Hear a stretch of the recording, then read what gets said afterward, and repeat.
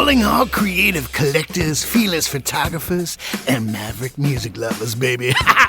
This is Howlin' Jim Jackson, and you are on 112 FM Bandito Radio. This is where passion meets rebellion, baby. Here we are on episode 3. Third time's a charm, right?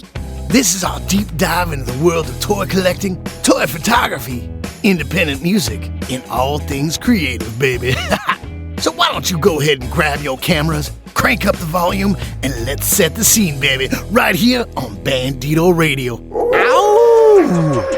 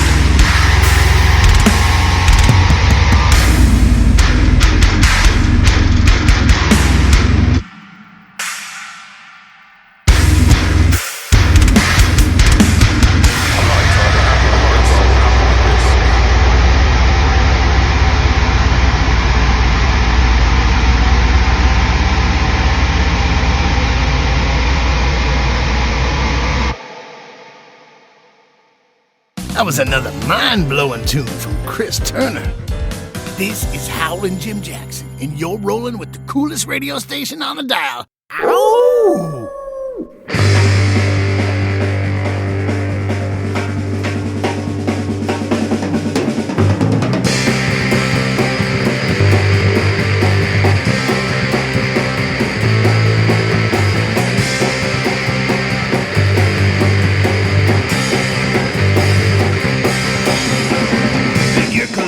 All around the world should have collectibles that pose and bend.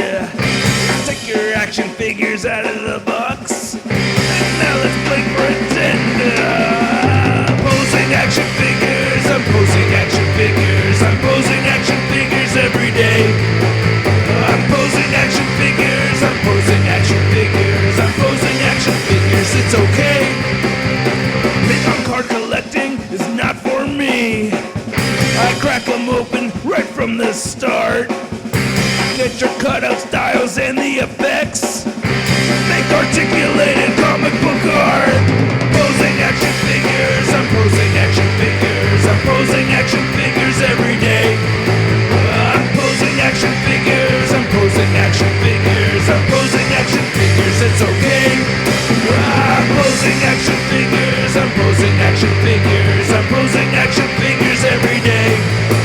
I'm posing action figures. I'm posing action figures. I'm posing action figures. It's okay. Don't judge me when you see my cart is loaded. A new wave of legends hit. How do you not know this? And if you're gonna ask, are they to resell or open? Let me ask you, why the hell they give it double jointed elbows? Why the hell they give them double jointed knees? The heads look up and they give it ankle pivot. But I crunch in the T-joints, man, I take them out of the box. Posing action figures, I'm posing action figures. I'm posing action figures every day. I'm posing action figures. I'm posing action figures. I'm posing action figures. It's okay. I'm posing action figures. I'm posing action figures. I'm posing action figures every day. I'm posing action figures. I'm posing action figures. I'm posing action figures. It's okay. It's okay. Have fun. You're away. Posing action figures. It's okay. The one and only Shottimus Prime. You are tuned in to 112 FM on your radio dial. This is Bandito Radio.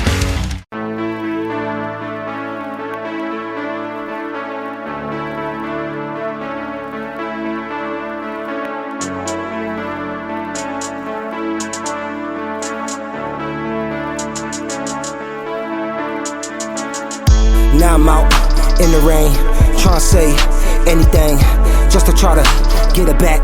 Neighbors heard everything. If she ever open up, I'ma give her everything. Cause I gotta try to show her she was worth everything. Sports watch, gold chains, I'ma throw 'em in the flames. She was always parachuting, I'm the one who cut the strings. And I say anything, I'ma try to end the pain. Made a promise, I'ma change. Perfect time, never came. I'ma say anything, she can always do the same. Through the mixtape out the window, I can see through the pain. When she look in my eyes, she can see everything. Cause she know when I lost her, I lost everything. I was just a fool once, I'ma be a fool again. I was just fool's gold, she could see through me then. I was just a broken record, she the one who let it spin. Now I got no words, she could say anything.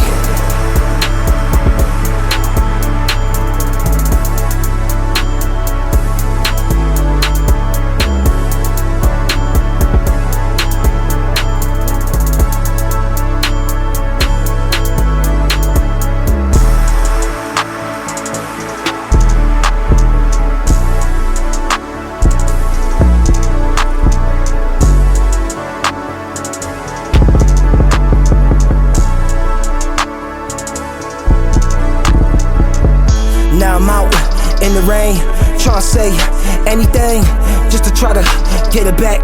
Neighbors heard everything. If she ever open up, I'ma give her everything. Cause I gotta try to show her she was worth everything. Sports watch, gold chains, I'ma throw 'em in the flames. She was always parachuting, I'm the one who cut the strings. And I say anything, just to try to end the pain. Made a promise, I'ma change. Perfect time, never came. Now I'm trying to say anything, she can always do the same. Through the mixtape out the window, I can see through the pain. When she look in my eyes, she can see everything. Cause she know when I lost her, I lost everything. I was just a fool once, I'ma be a fool again. I was just fool's gold, she could see through me then. I was just a broken record, she the one who let it spin. Now I got no words, she could say anything, anything.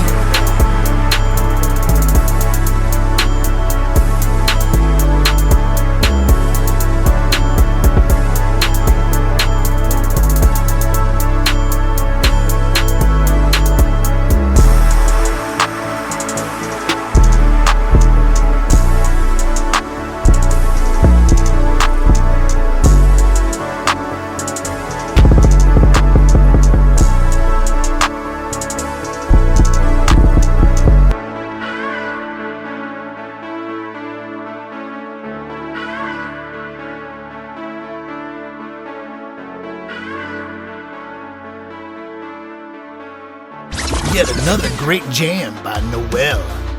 You are listening to Bandito Radio 1.12 on your FM dial.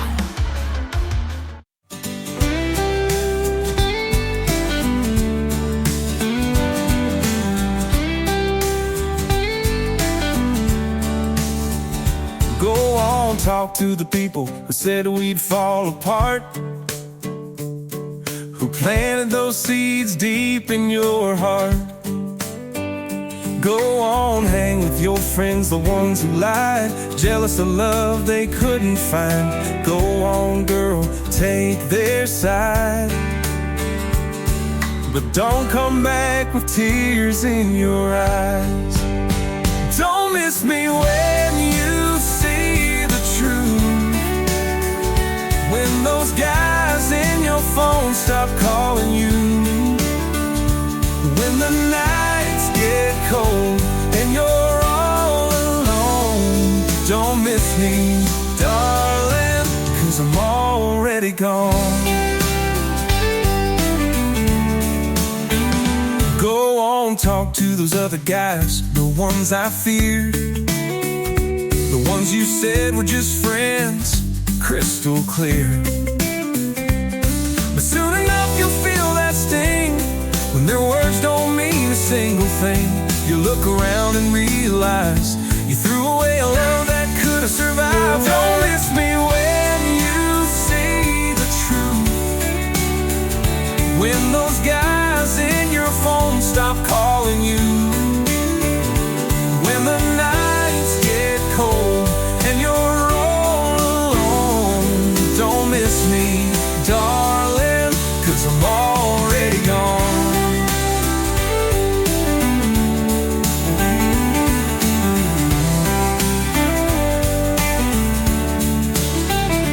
Go ahead, blame me, say it's my fault, but your choices led to this free fall. Don't text me, don't say my name. You lit the match, now you feel the flame. You look around and realize you threw away a love that could have survived. Don't miss me when you see the truth, when those guys in your phone stop calling you, when the nights get cold and you're all alone. Don't miss me, darling, 'cause I'm already gone. Don't text me again, don't call my name. You made your choice, now live with the pain. Don't miss me, 'cause I'm already gone.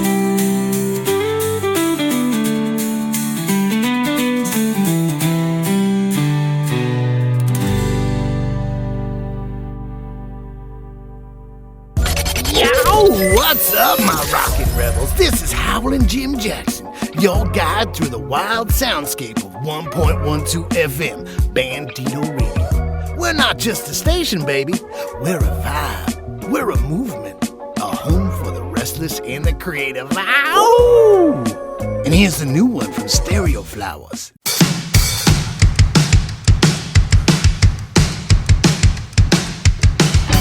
We were racing towards the uncanny valley, processed moods and let's bet our story. They left a sunny stereo and some deadly flowers, delusional hope in our fire.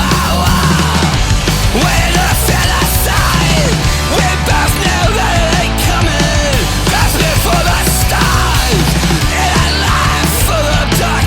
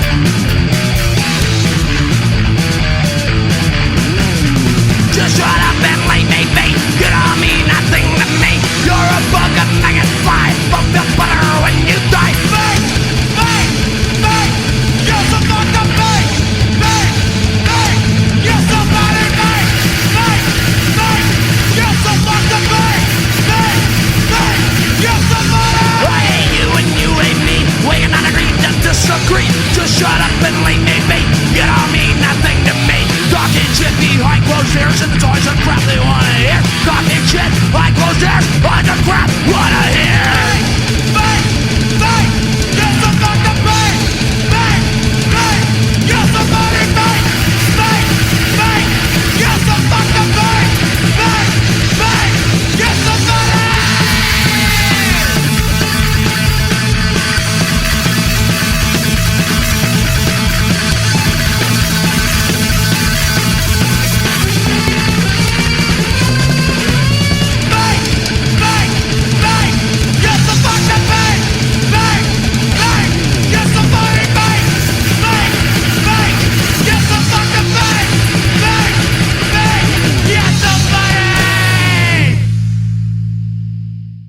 That was the David Koresh Choir.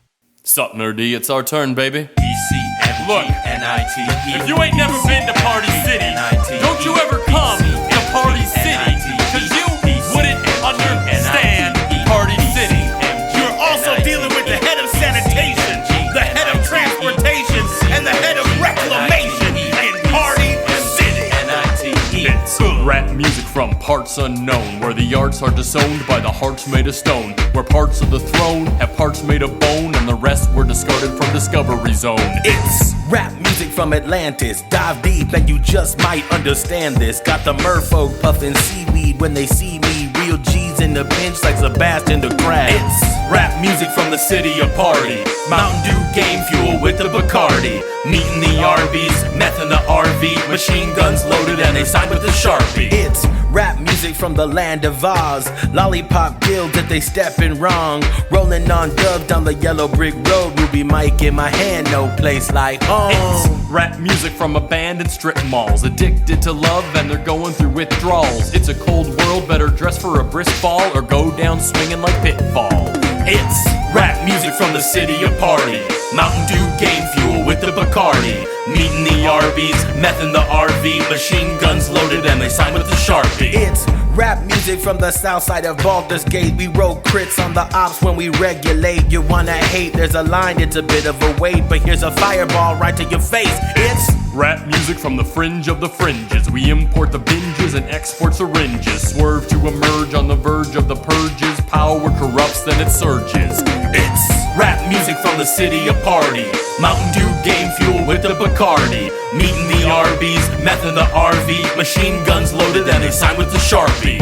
Meat in the Arby's, meth in the RV. Meat in the Arby's, meth in the RV. Disclaimer, the members of the Party City Machine Guns would like you to know that they in no way condone or use methamphetamines. However, for those of you who have a feeling either way about the use of methamphetamines, they are currently in the RV. So, if you do not want to be around methamphetamines, please stay far away from the RV. Thank you. Meat in the Arby's, meth in the RV.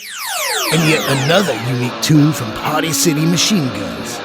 This is Howlin' Jim Jackson, and you are listening to 112 FM. Your radio.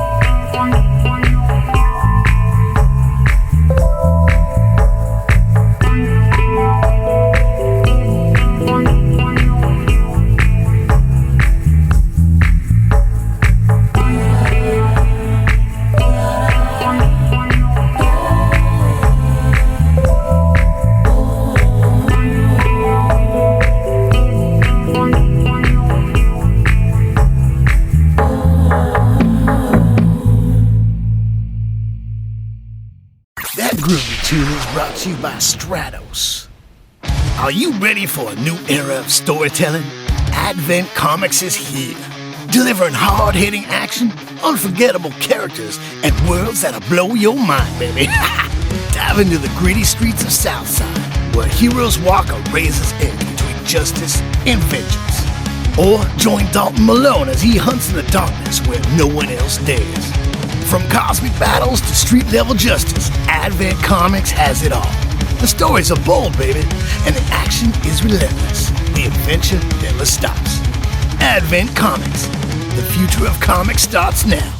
Are you ready? I'm not entirely happy with this.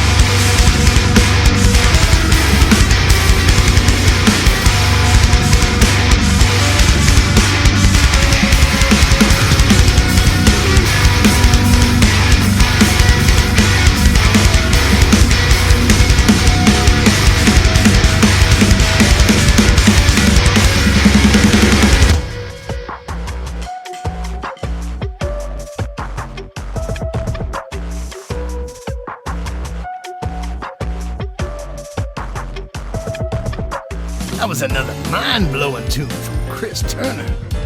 This is Howlin' Jim Jackson, and you're rolling with the coolest radio station on the dial. Ow! Move me with you, baby. Yeah. I just wanna move me with your loving. Yeah. She cruising past the fashion district. My homies told me not to risk it. She wants my love, my mind was twisted. I started feeling underdressed for this shit. What can I do to make the first move if I don't know you, for instance? I don't need to know where your lips have been. In any universe you attend. The way the wind would blow your hair, you're in my mind, you're everywhere. And I would try to hide it underneath designer wears, knowing I can't afford the finest. You worth the world and I was just trying to remind you. You don't need me to co-sign you. I'll travel the world to find you. If I move for you, tell me you move for me. If I move for you, just tell me you move for me. If I move for you, tell me you move for me. If I move for you, what you gonna do for me?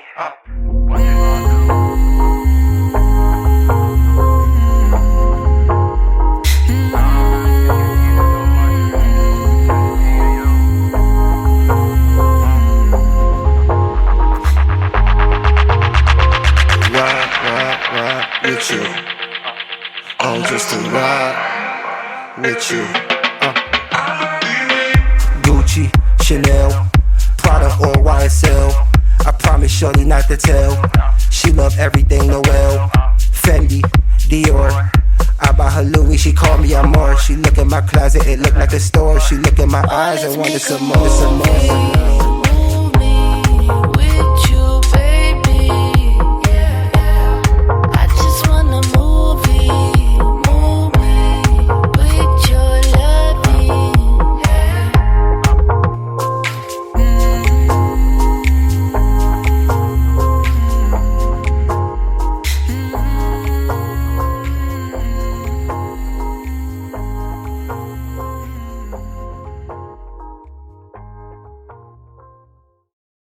Yet another great jam by Noel. You are listening to Bandito Radio 1.12 on your FM dial.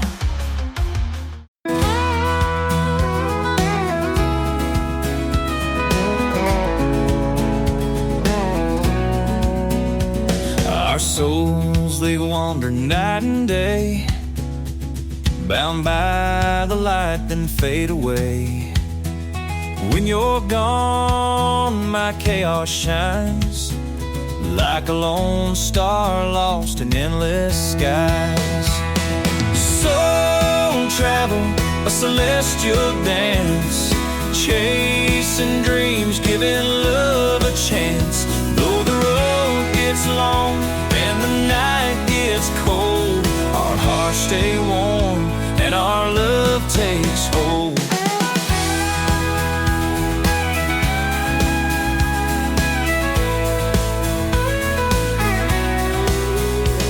My soul's a river, rough and wide, but you calm the waters deep inside.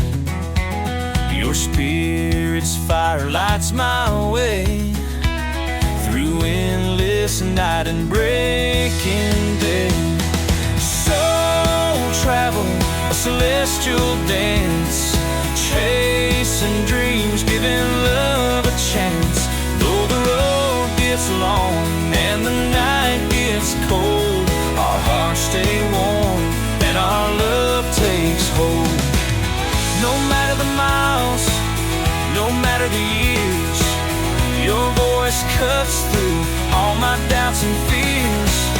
This journey we're on, written in the sky, keeps our love strong as the world rolls by.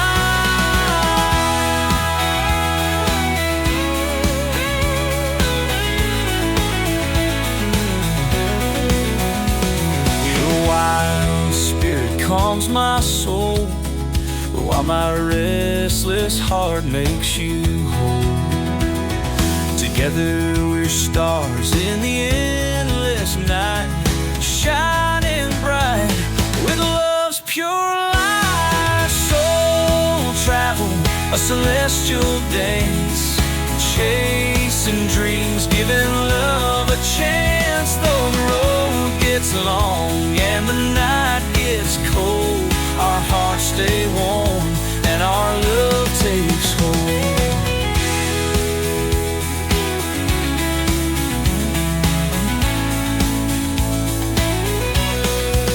So let's keep riding this starlit lane, through joy and love, through loss and pain.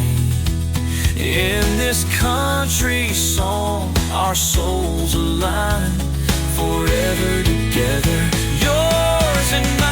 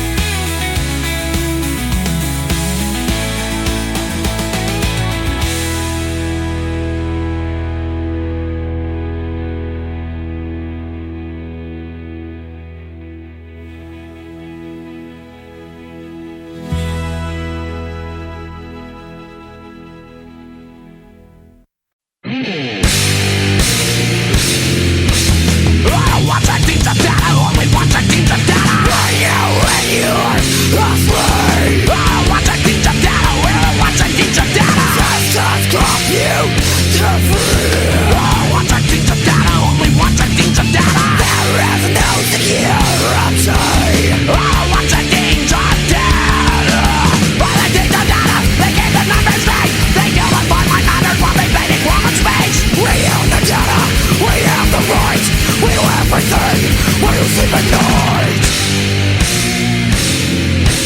I don't want the things of data, only want the things of data. Right now when you're asleep, I don't want the things of data, we don't want the things of data. No skills and more routine. I don't want the things of data, only want the things of data. Ref knows that you're routine. I don't want the things of data, all the things of data. They keep the numbers straight. They deal with violent matters while they bang in quantum space. We own the data, we have the right.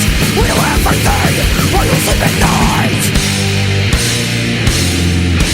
Not to find great, they use it against you. Keeping track of where you've been and monitoring where you are. You are a metal born on the season data in your head. You are a number of systems that may never know. You'll never say, you'll never say. Things of data. You'll never say, you'll never say. We know where you are. You are listening to Bandito Radio, 1.12 on your FM dial.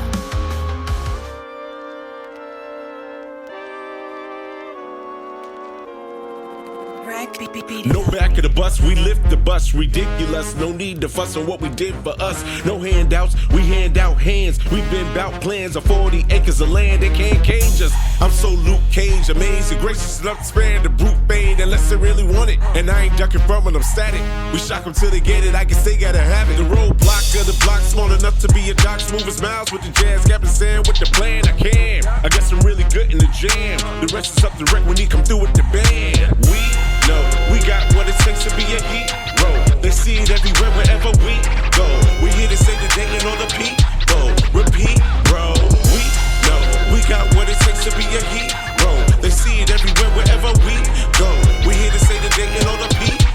Repeat, bro. I'm melanin man, defy your felonious plans. I know you jealous, but damn, don't you dare insult my intelligence. Sam was never my uncle, just a super villain. Hopped in the phone booth, protect the women and children. Frankly, Franklin, we the most level-headed. Peanuts to an elephant, don't let it regret it. We up, boy, you better know your hate is pathetic. I'm loose fox with the toys, so you know I'ma get it. Neighborhood was Krypton, get green like it's Jon Stewart. Make me pull out my ring, homie, and it's on. The blue marvel I do, homie, if I'm on with the steel. Daywalker blade is here to convey that. We know we got what it takes to be a hero. They see it everywhere, wherever we go. We here to say the day and all the people. Repeat, bro. We know we got what it takes to be a hero. They see it everywhere, wherever we go. We here to say the day and all the people. Repeat, bro. Look up in the sky. This looks like a job for. Repeat, bro. Fate rarely calls upon us at a moment of our choosing. I'm ready.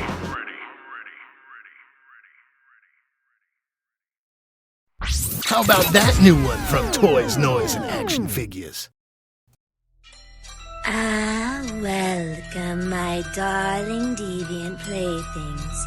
You stumbled upon something truly delightfully dreadful. A place where the air crackles with vintage terror and the echoes of old-time radio haunt the airwaves, and the stories, they never rest in peace. Yes, my twisted little souls, I invite you to step into Mira's Morgue of Midnight Madness, the podcast that exhumes the very best in old-time radio horror, spine-tingling suspense, and eerie entertainment.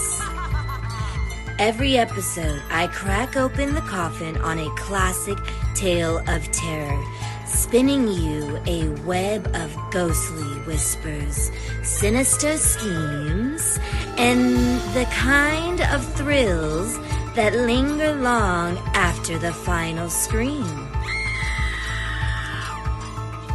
And for those who dare to play along, keep an eye out for my Mira's Morgue challenges, where we turn nightmare fuel into toy photography. Because why just listen to the horror when you can create it?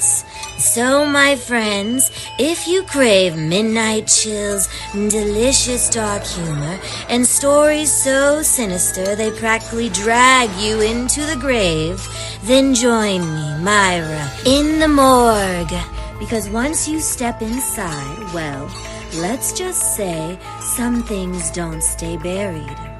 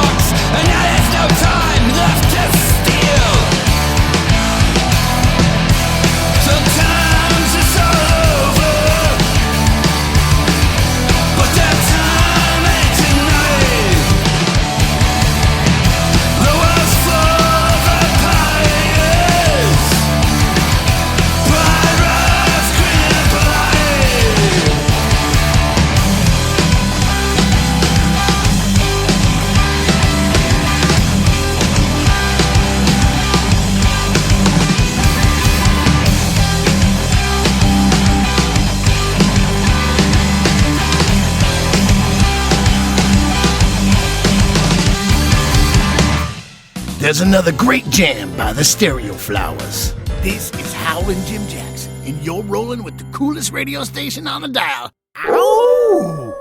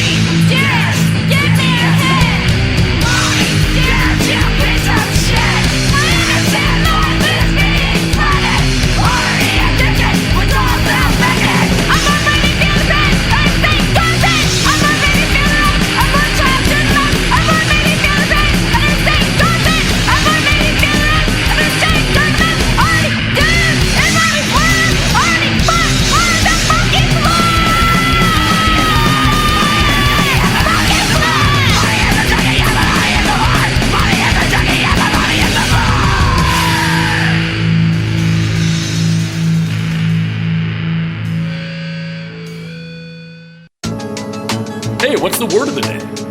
Hey, what's the word of the day? What is the word of the day? Today's CMGNITE.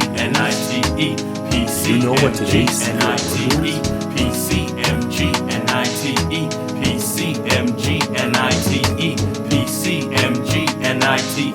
Namaste. Lived in this peace and everybody like a holiday. Get in these streets with what I have to say like remedy. I got the ways to ease pain. Identity. All in my cave like Bruce Wayne. Quantity. Got a lot of reasons I'm doing it hard. Astronomy. Scorpio season, I'm really in charge. Caffeine. Stay awake, baby, yo, you'll miss this. Gangrene. So sick when I step in this business.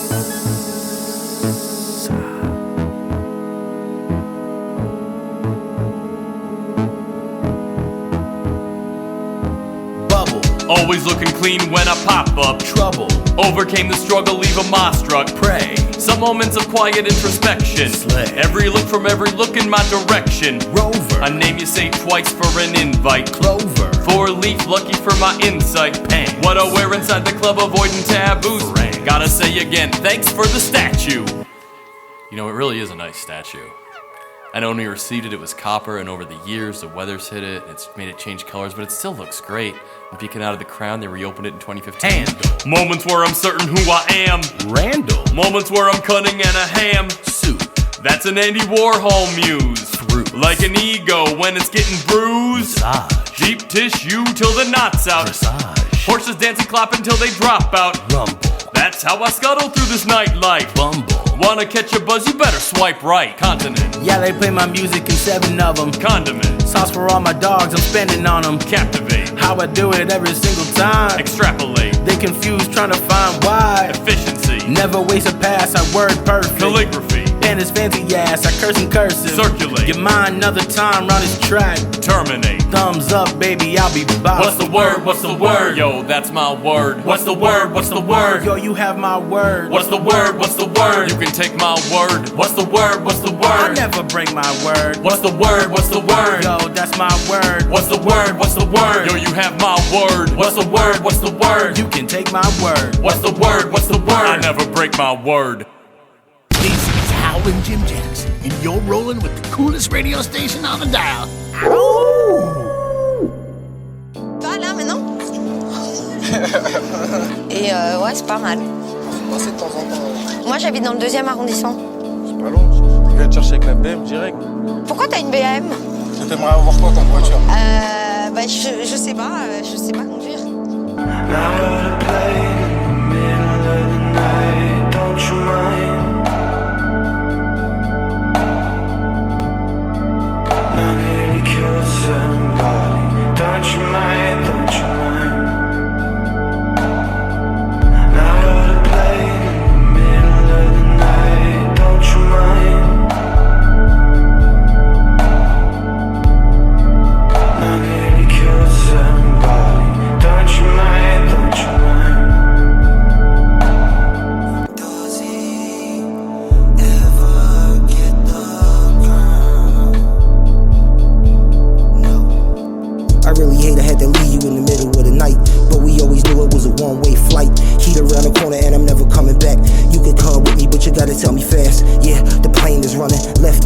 on now, song in Spain or something. Yeah, we ain't get a chance to change to something new. Who knows what this world will take us to? But we gotta go right now. Living in and out of hotels, but it's better than a grindhouse. Safer than the streets and it's warmer than a cold cell. Leaving on a jet plane, they hopping on our coattails. Fitting me a villain and I play the part so well. Had the crowd cheering so they fitted me with more shells. Hero gotta die in the end cause that's an old tale. Dying in the arms is the only way I have it. It's a love story but I said that it was tragic. Winter rose turning into summertime sadness. This is Jack and Rose when they rode the Titanic. Hit an iceberg in the crowd in the panic. Ripped off my chain and got us lost in the static. Pulled me to my feet, now I'm slipping through the back. Trying to keep it moving but I'm dripping through my vest. Told her baby stop, this as far as I'ma get. Wanna keep it going but I can't catch my breath. If I really can't never say nothing else, this the best way I ever could've killed myself. Now what a plane in the middle of the night, don't you mind? I'm here to kill somebody, don't you mind, don't you mind? Now what a plane in the middle of the night, don't you mind? I'm here to kill somebody, don't you mind, don't you mind?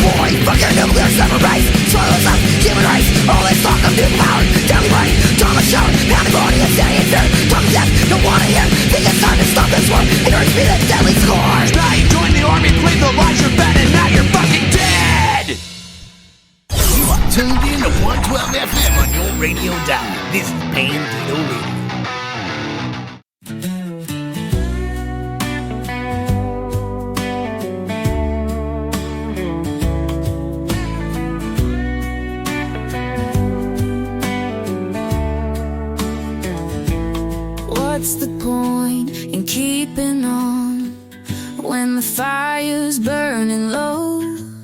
I thought we were the same, darling, but now I just don't know. I gave you my heart, my soul, my fight, but every road feels wrong tonight. I'm wrong, but not 'cause I am. It's just you're always right, and I'm a man. I'm wrong, but not 'cause I am.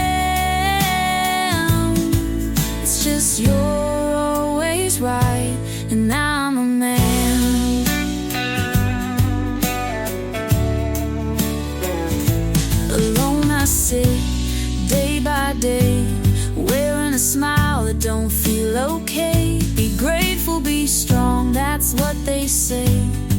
But my voice gets lost along the way. Am I appreciated? Am I enough? Feels like love just got too tough. I'm wrong but not, 'cause I am. It's just you're always right and I'm a man. I'm wrong but not, 'cause I am. It's just you're always right and I'm a man.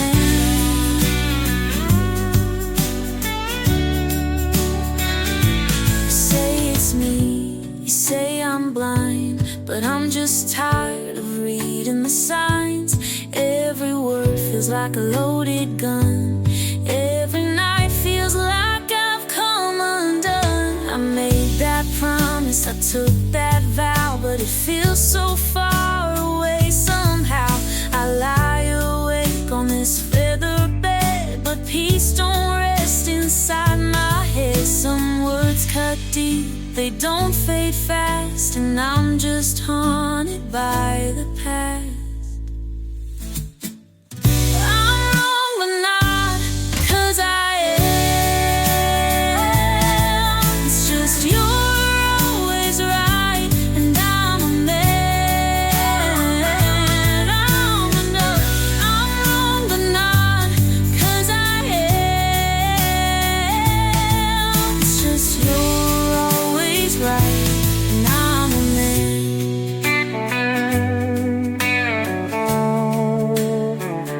So here I stand, the night's grown still. I can hear it calling from the hill. A siren song so sweet, so long. Whispers telling me where I belong. I've given my all, I've paid my dues, but darling, tonight I finally lose. I wanted to be wrong, but now I'm gone, fading out to my siren song.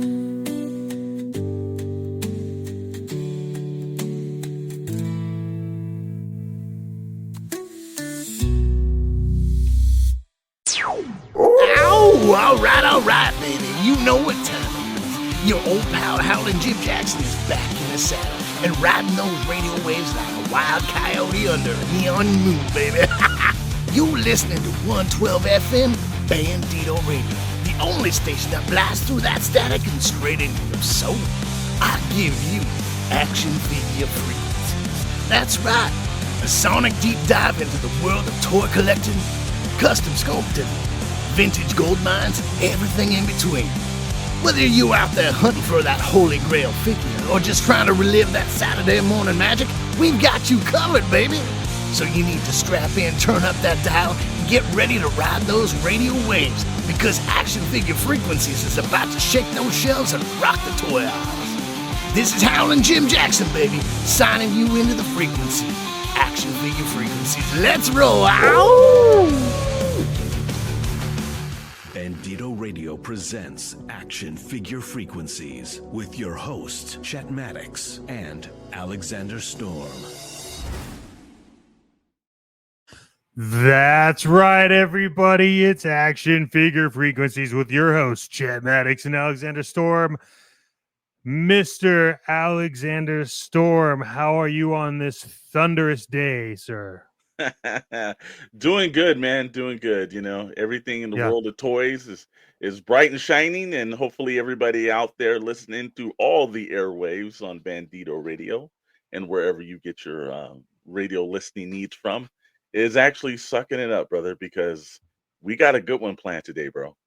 We do have a good one. We are going to get into some hot points about fans making their toys. We've got some talks on the new Loyal Subject stuff they announced for this toy fair thing that's happening. Super 7 had a crazy thing show up, and then as always, we need to know what it's like in your neck of the woods. So we got some weather reports. So without further ado, sir, I think we gotta get into this.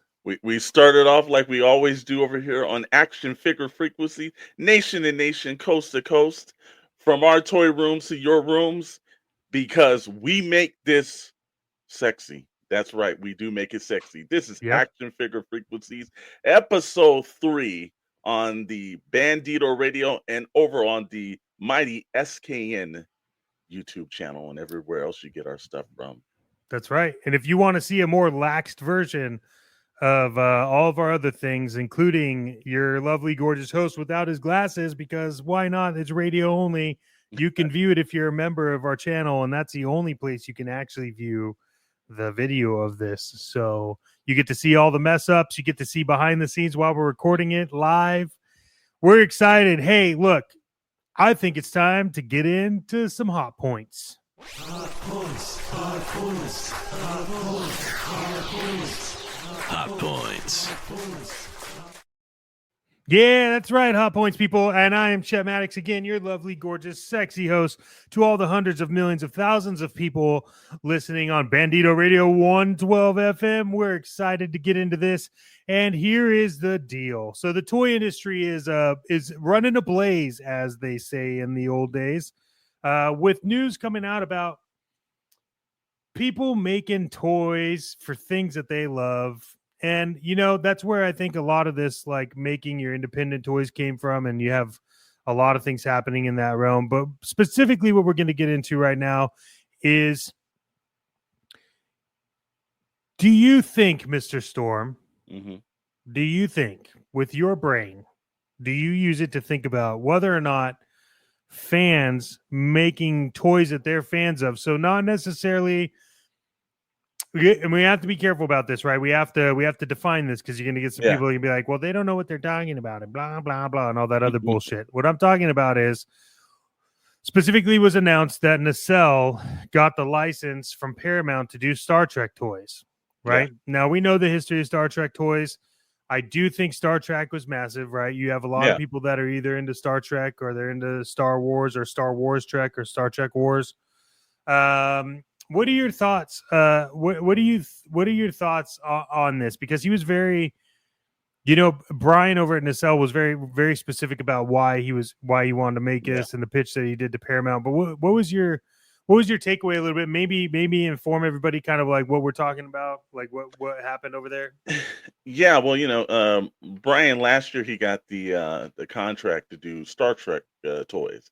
He is a huge and a massive, if you don't know, he runs a company called the Nacelle Company. Now, Nacelle is actually an actual term that's in Star Trek. So, you know, this guy basically named his company of Star Trek. So, you know, he loves Star Trek.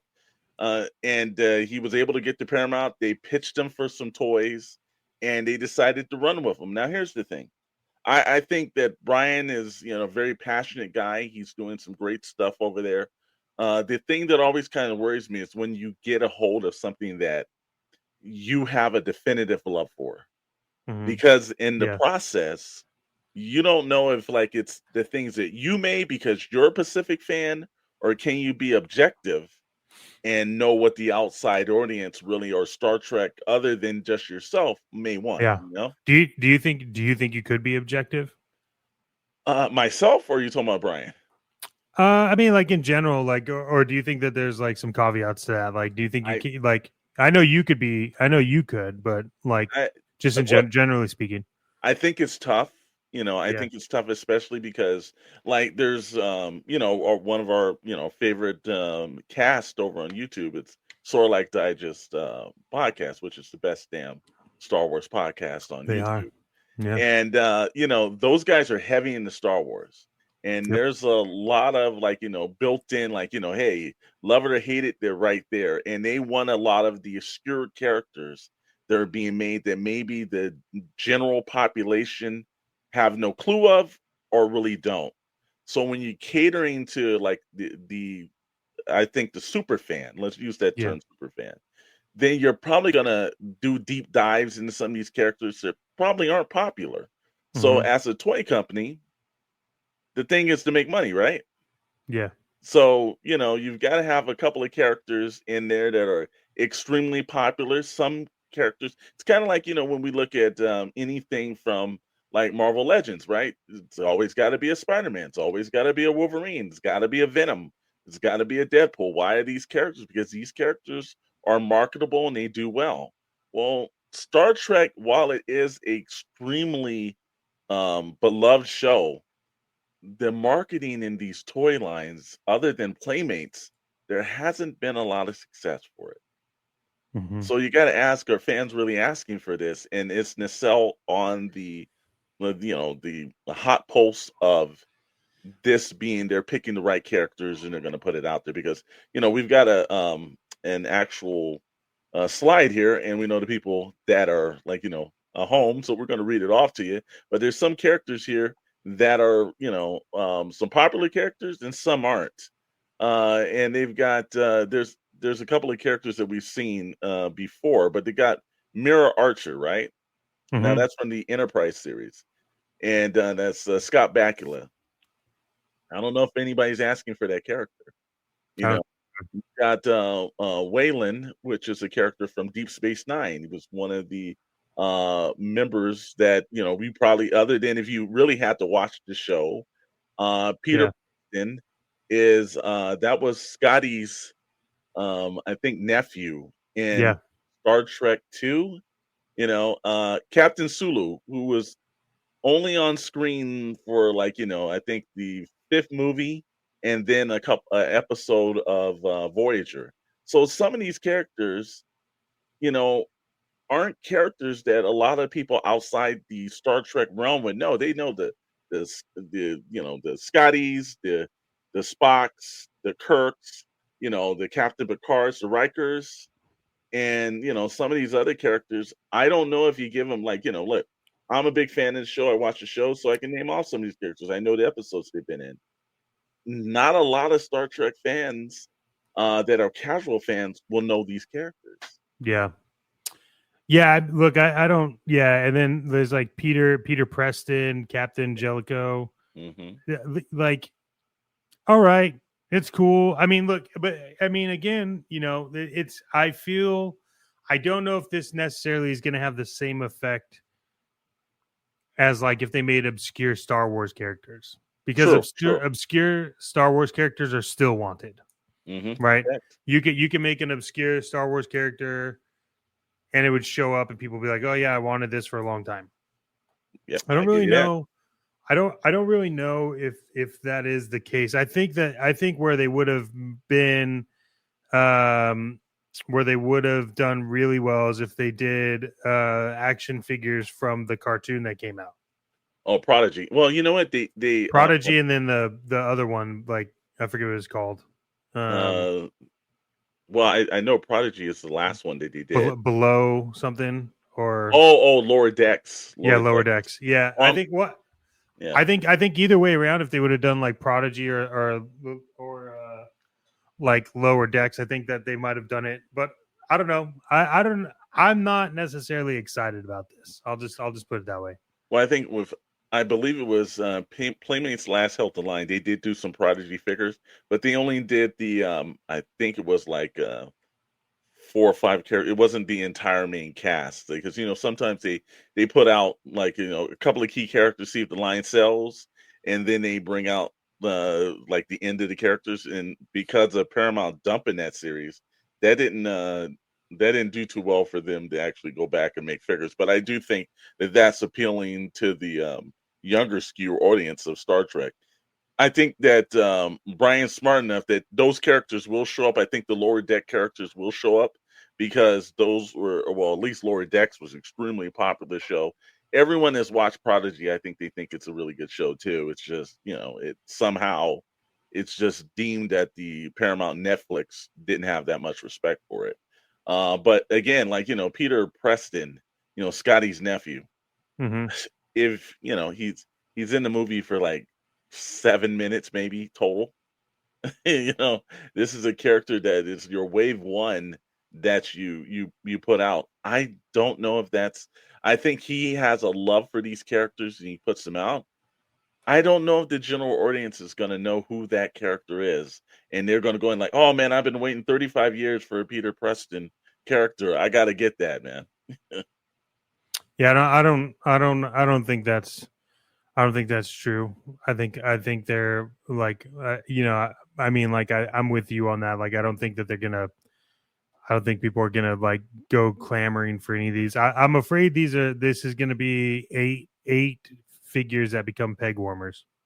Well, and then we don't even know their mass distribution on this. Is this something that's going to go through through the fan toy companies like Big Bad Toy Store, Entertainment Earth, or is this something that you'll see in Target and Walmart?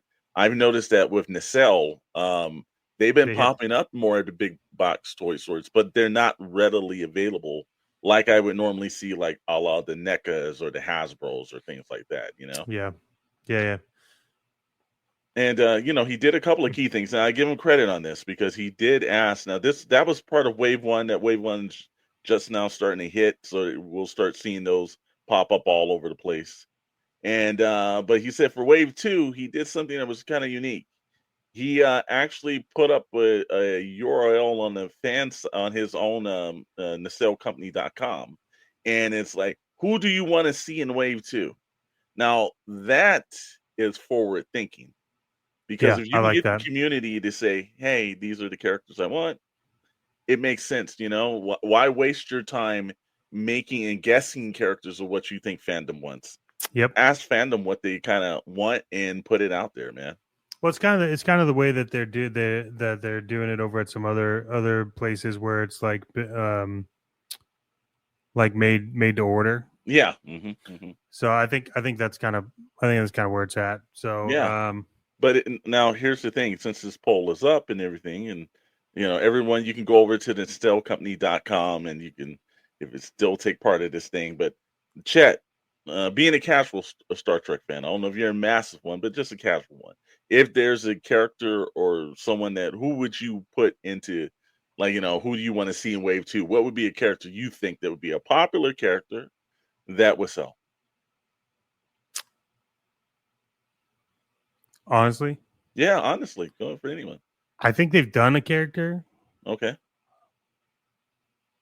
Maybe.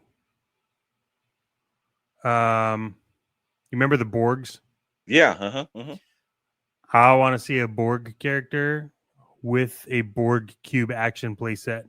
Okay. Oh yeah, that's a good one. That is a good one. I would have to say, I know they've done it, but they haven't done it for the Strange New Worlds, the Gorn.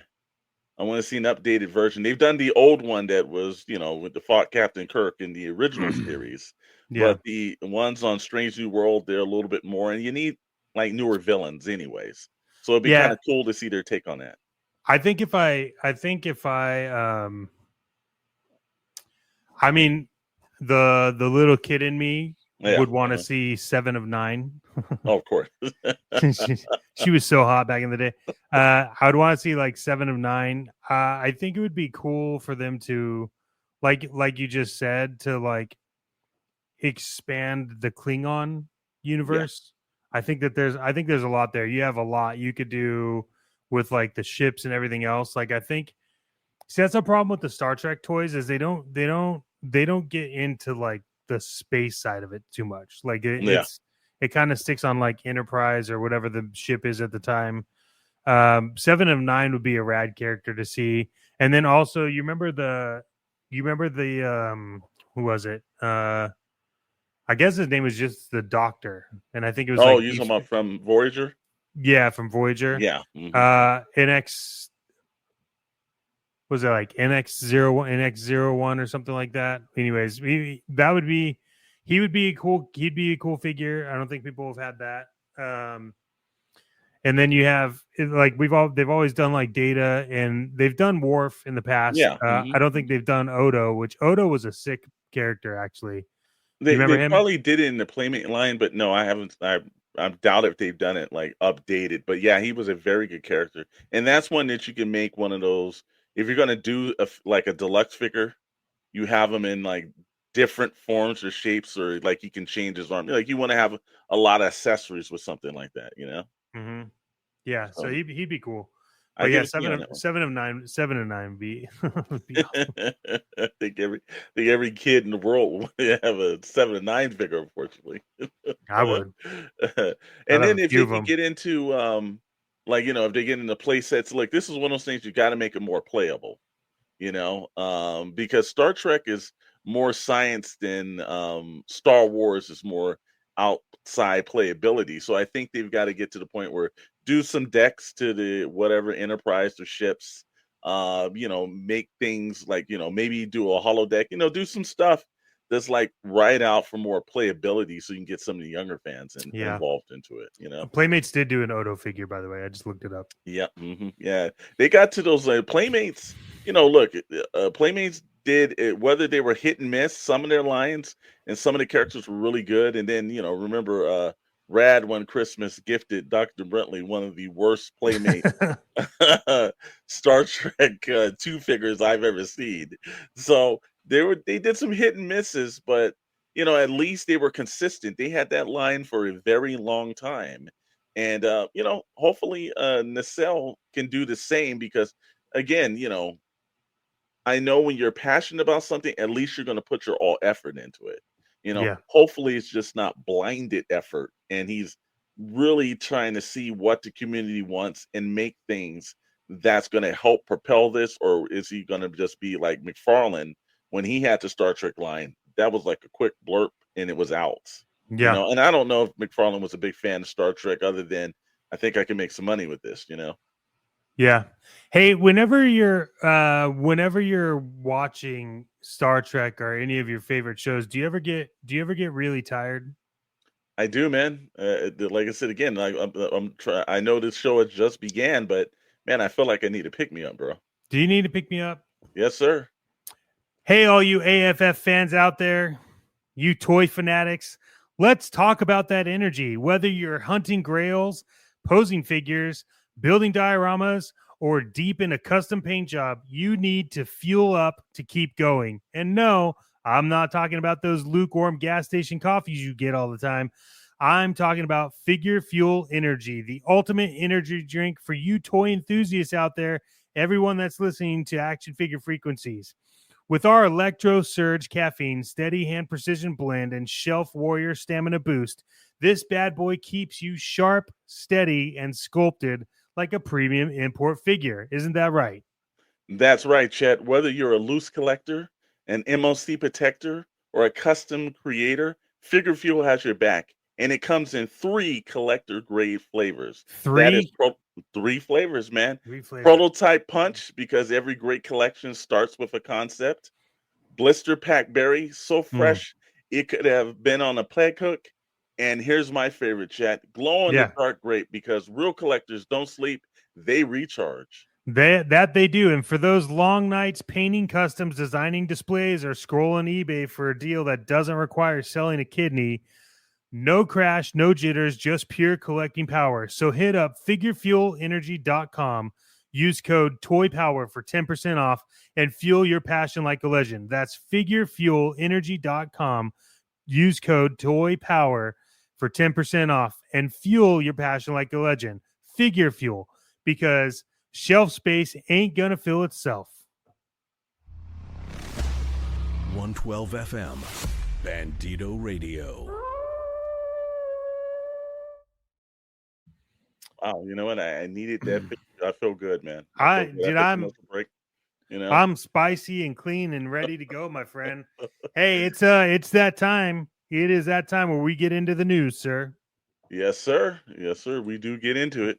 And now, toy news. That's right. Toy news. And with that, we have some spicy dill pickles for you today on Action Fuel Energy Figure Force. What the hell's the name of our show? No, I'm just kidding. Action Figure Frequencies on Bandito 112 FM. Thank you for tuning in. Make sure that you are following everybody that's listening. And if you're catching us live on the YouTube replay, thanks for being a member. We appreciate everything that you do. In toy news, the loyal subjects has teased everybody with a bunch of emojis. They did actually over on their Instagram page at the Lowell Subjects over on Instagram. Now, let's explain what the Lowell Subjects are. They're a toy company. They're a West Coast-based toy company. You could call them that.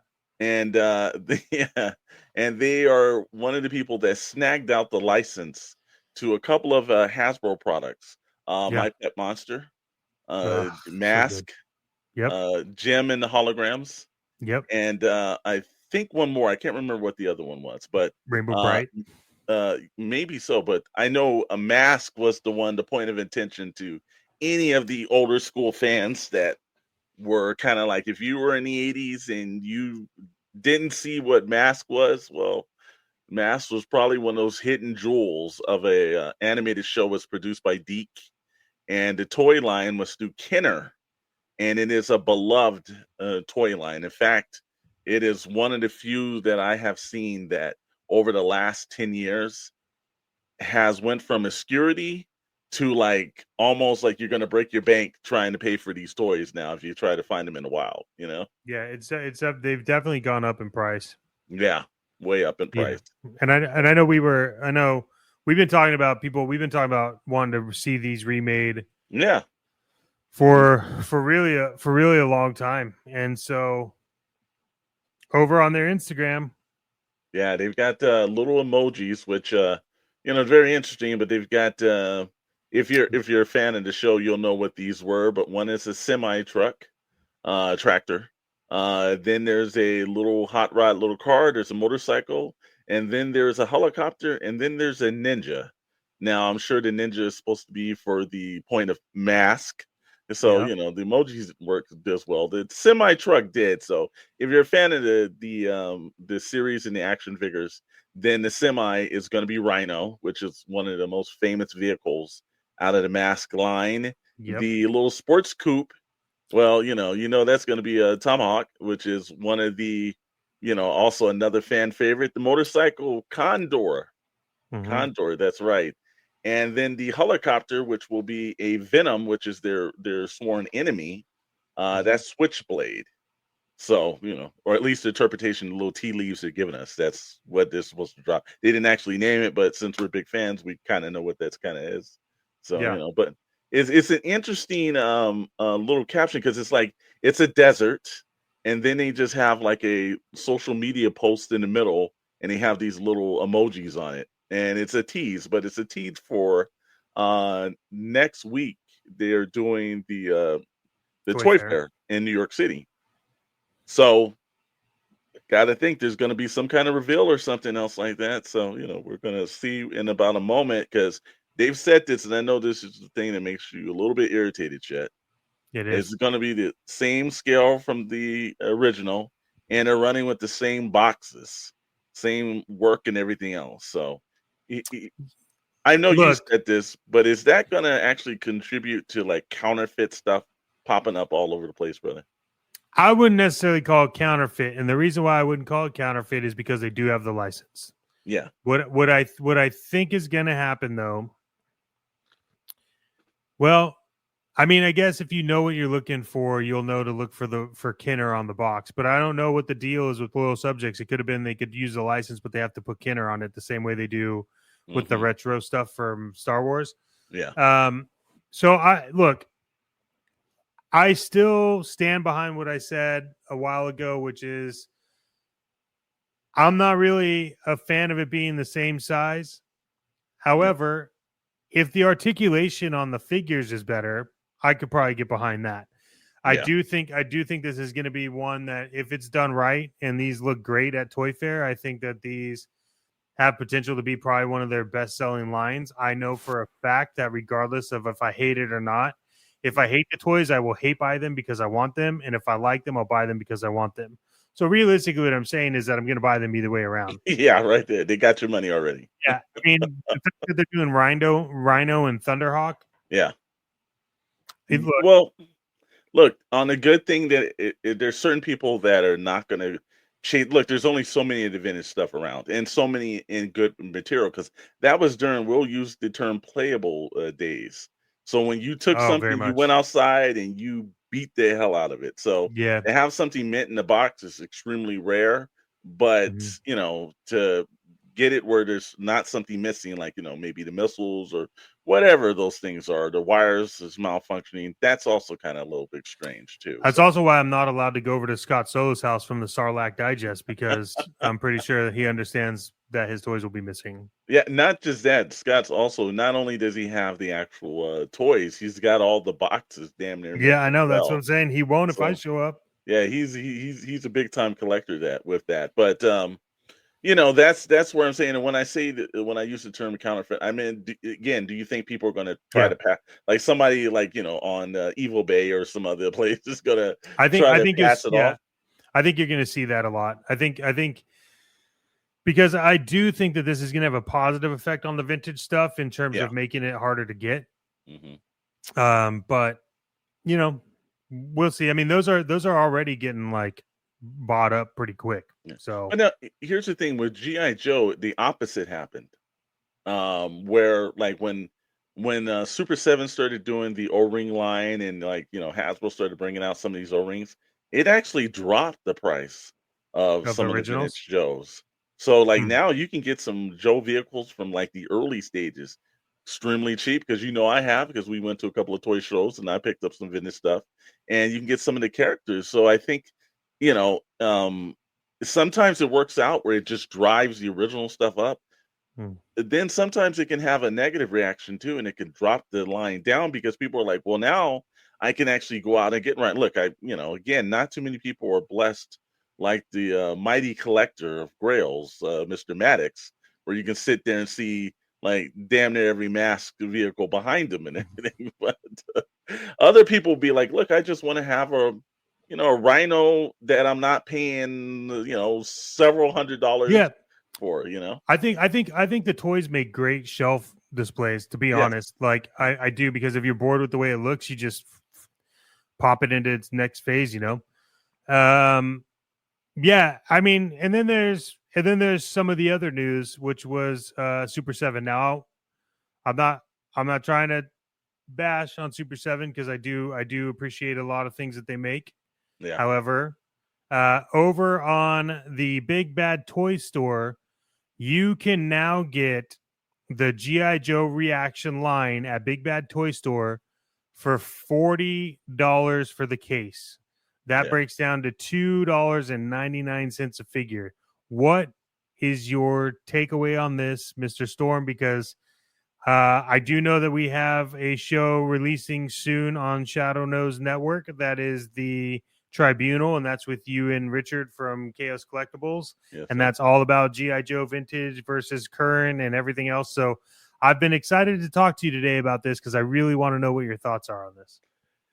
Well, this was sent over by DJ Friction, which is I love my boy. He sent me over this today, and he was like, "Hey man, here's it was one. Now the case normally sold for $199 a case, and it dropped to $40. That's an 80% drop." I was like, "Are you kidding me?" Did you buy this? 15 figures, $299 a figure, if you're doing the math correctly. I've never really kind of been a fan of the Super 7 reaction line. I'm really not a fan of their O-ring. I think Hasbro did a great job. And to be clear, let's clear this up too for people. This is the O-ring line, right? This one, no. This is the reaction line. This is just their, I think, 4 points of articulation, really. Right. Yeah, I wanted to clear that up, because the people could think that it's like, it's not some of the new O-rings. Even though I think one thing the Super 7 has kind of done in the market, they're overpriced, because you can pay $20 for a standard O-ring. Now, this reaction figure normally is between like $14 to $16. But then, a classified figure over at Hasbro is costing you $24.99.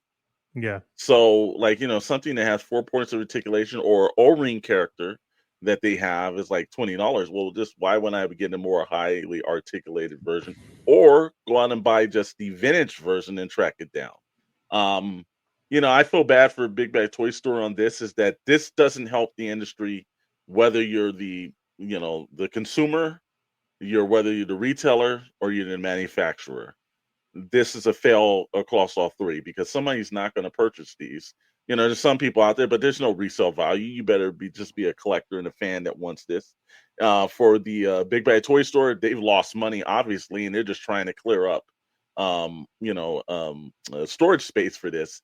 And then this hurts the manufacturer, which is Super 7, because when another line comes out and you've had to dramatically reduce this at the 80% point, like, well, what's that going to say to, the buyers over at Big Bad Toy Store? Hey, we're going to take a chance on something else, or we're going to kind of hold off. So I think it hurts everyone in the line, but again, 4 points of articulation for something that's in current modern day just never made sense to me, man. Yeah, I mean, they're still making money with it being 80% off, which is funny. Yeah. Oh yeah. Well, look, this is a line right here that if you have any, like, you want to get playability with younger kids or something, I'll just make sure that you check the age limits on whatever you're purchasing. But this is something where you can buy that out, give it to them, let them play with it, and it's kind of reasonable, maybe if you a couple of parents pop in, they spend $20 a piece and everything else like that. You're getting 15 total figures out of that. That's not bad, and you can give it out and have someone play with it. Or like, I know Dark Moocher said he normally buys certain stuff like this and he sends it to Toys for Tots or something. There's a market value out there where somebody else may enjoy this. But I think as casual fans, it's just, I've never been big into the reaction line. I know it's, every time we go into a Target out here, I've seen them abundantly in the collector sections and also on the standard aisles. It just doesn't seem like it's something that always works, Yeah, I'm with you on that. I mean, I think you'd have to be pretty drunk to buy this. I know, but you know what, man? You just can't get drink out there and get drunk on just on something that's just not worth your actual time, man. If you're gonna do something like that, man, then you know what you need to do. You need to have the truest actual beer that's ever been produced. Really? And what was that? What would that be? That's True American Beer from the True American Beer Company. And when they say they're true. They use true ingredients. Everything's truly made in America, and it's made by true Americans. So when you're actually getting something that true, well, then it can't be false. And their motto is that you're getting something true, not something real. So make sure you head over to the actual True American Beer Company.com. You can order online. It may be at some of your local drinking little things like Bevmo and everything else. Or if you're in a Total bar Wine, restaurant, do they have it at Total Wine? Look, if True maybe is right, be or the seller.com, wherever you can find the most truest beer ever to truly exist. It's got to be true, man. And here's the thing: if you use the code TRUE, TRUE, you get 40% off, man, on True American Beer. A 6-pack, or is there no? That's a 12-pack, man. That's a 12-pack because they want you to experience the truest beer that's ever existed. And how can you do that by only giving you 6 of them? You got to actually true yourself to 12, man. So TRUE in checkout, I get 40% off the truest American beer ever to exist. That's right, sir. 112 FM, Bandito Radio.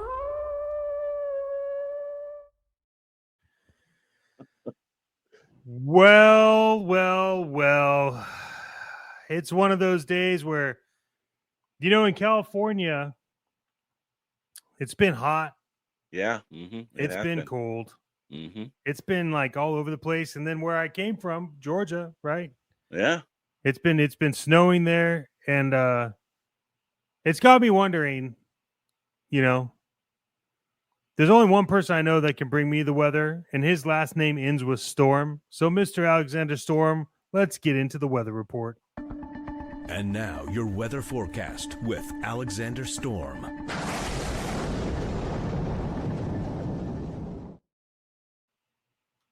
Yeah. Well, you know what, man? I'm looking at all the info that's being sent to us through the, I would use the AFF weather systems Okay. analyzer. You know, Yeah, and which we paid a lot. Let's be clear, we paid a lot of money for that. we do over here. Okay. Well, it's giving me a breakdown right here, and let's start over on our buddies on the East Coast and everything. You know, East Coast, here we come, baby. Need to have like a little teleprompter for the people at home. If they can watch this is a radio show. We don't need that shit. Yeah, but we're good. But if you go over there and everything, we're looking at Rhode Island and everything. It's 44. Yeah, what is it? Rhode Island. 44. Yeah. Wow. Washington, D.C. is really cold there. 44 as well. We're going to pop down to New York City. Well, New York City's got, wait a minute. No, New York City's cold too. It's 44 down there too. I'm looking at it. It looks like a cold front's over there. Drop down to Miami, Florida. Cold in Miami too, bro. 44 there, man. Wow. Looking over in, Augusta, Georgia, 44. Okay. Salt Lake City, Utah, 44. What the heck is going on, man? Everyone, I don't know. This is a weird cold front. Yeah. Prescott, Arizona, 44. Prescott, Arizona's 44. Yeah, they say it's supposed to be hot there. Las Vegas, wait a minute, something's wrong. 44 in Las Vegas too? No way. There's no way. Well, it is nighttime right now. It is nighttime. Yeah. So. Then you got, let's go up to the Pacific Northwest. Maybe the temperature's a little different. Yeah, it's got to be different. Actually, it's raining as hell over in Portland. And everything. Oh, yeah. Actually, that's 34, not 44. It's really cold over there. Yeah. Then you're dropping down into Southern California, right here, Los Angeles. It's 44 here, bro. You know why it's 44, right, Chet? Man, I have no idea. I can't. I've been trying to figure this out. It's weird, right? People are letting the AC blow on those toys, brother. You need to turn up your toy room and get that up to an optimal degree of 75 degrees, because that is the only temperature to keep your toys at the proper level. So make sure you turn it up. Now, if you do, let us know here that you turned up, and we'll actually finish out the report with some better weather there, right? Yeah, that's true. 112 FM, Bandito Radio. Well, if you do get it up to 75, that typically means there's a lot of sun that shows up. And so that's where we're excited for our partnership with SolarFlex. They've been a great partner for us. All right, gamers, listen up, because your boy Chet Maddox is about to change your life. You ever step outside ready to flex on the world, but bam, the sun's out here grieving your eyeballs and like an overpowered sniper camper? Yeah, no thanks. That's why I rock SolarFlex shades, the only sunglasses engineered with gamer vision technology. These bad boys don't just block UV rays, they enhance your IRL reflexes. That's in real life for all those that do not understand acronyms.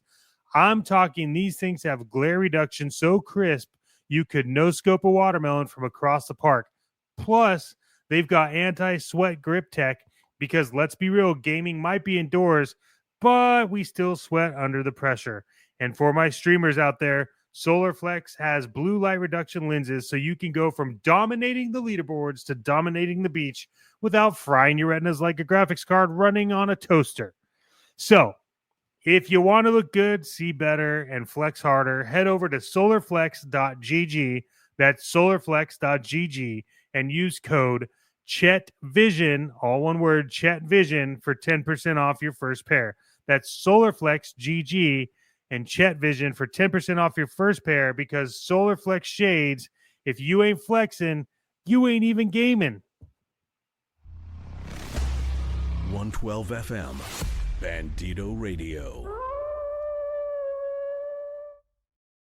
Now, hey, look, we are definitely getting into convention season.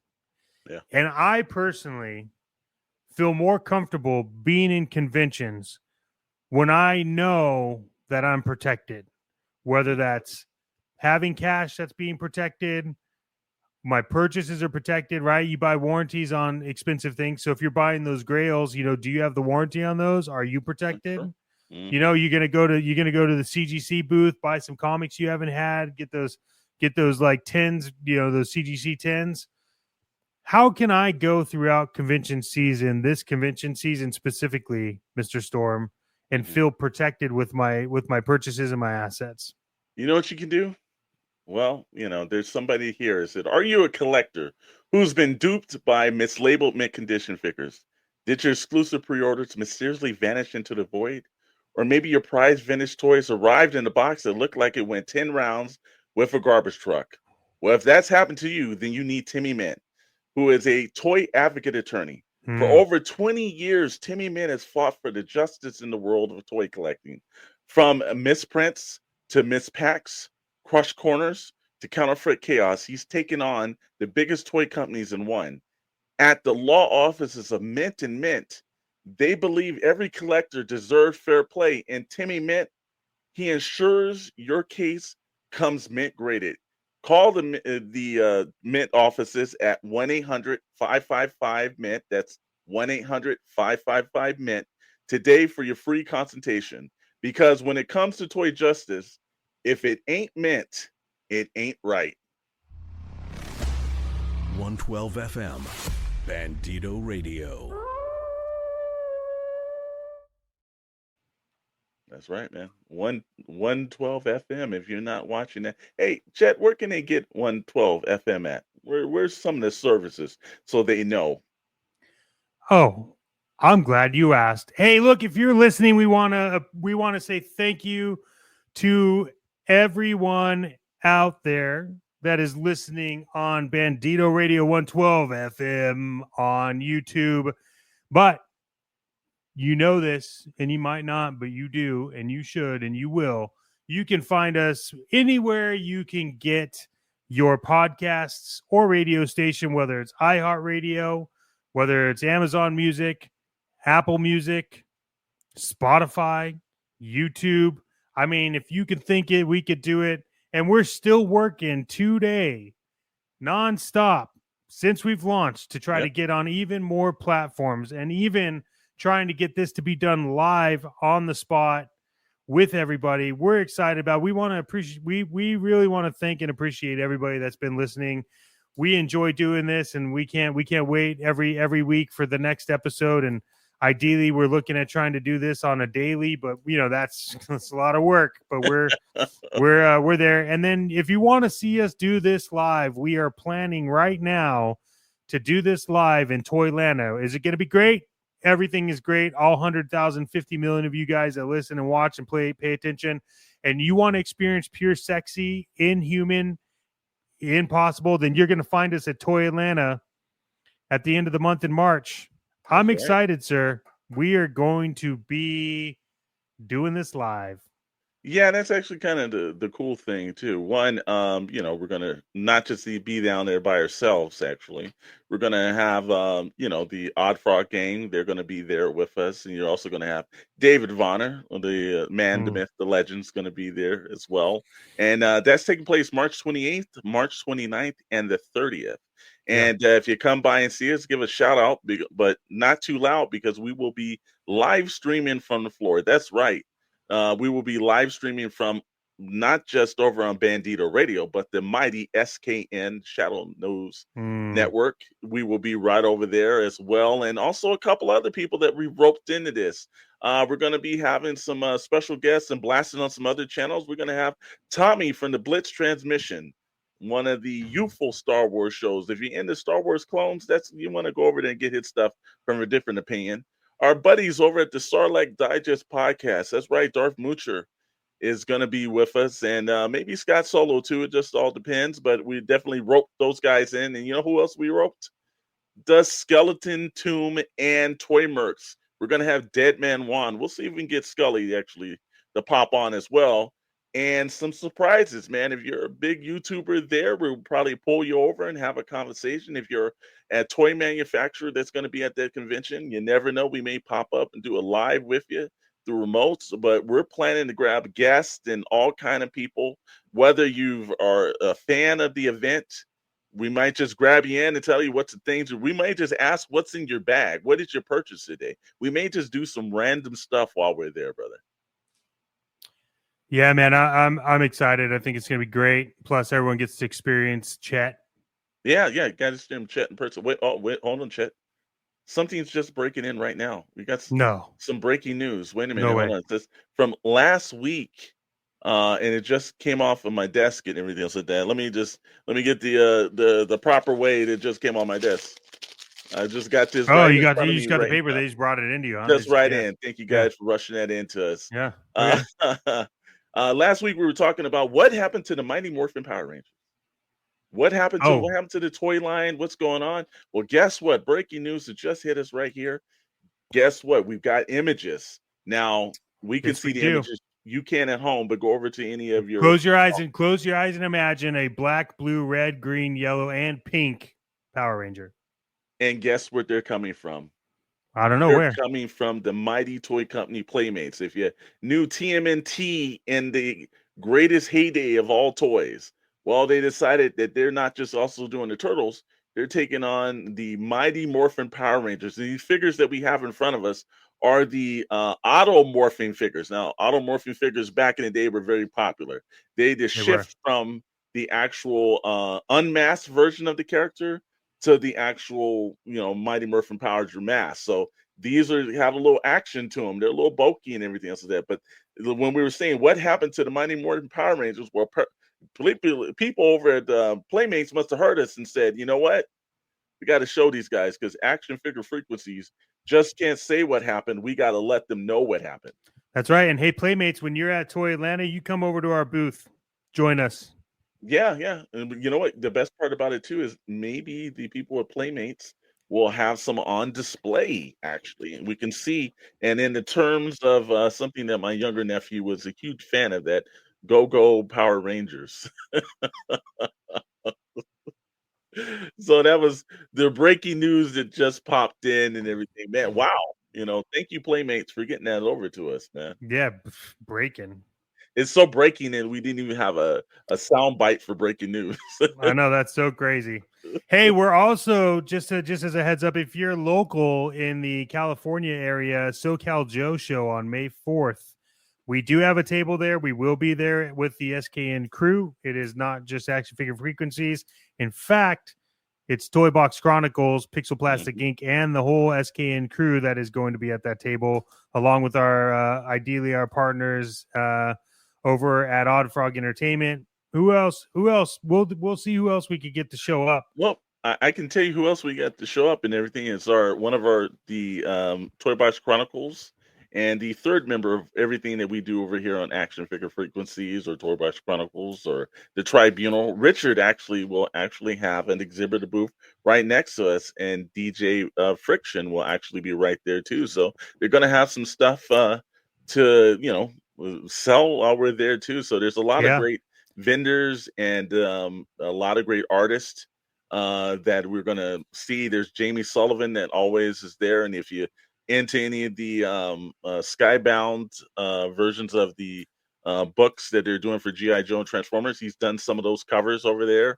And a lot of great vendors. If you're looking for customizers, if you're looking for any forms of 3D printers or anybody else, you can find all that stuff from vintage to modern. And they also have a store or a show exclusive.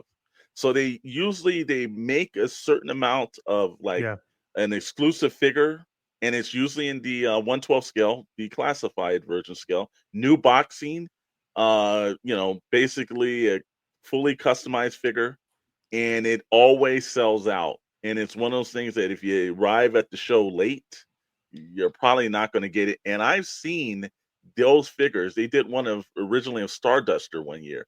That figure jumped up to $300, and then they did a Monkey Wrench and Dreadnoughts before they actually even had them, and it came with a bike.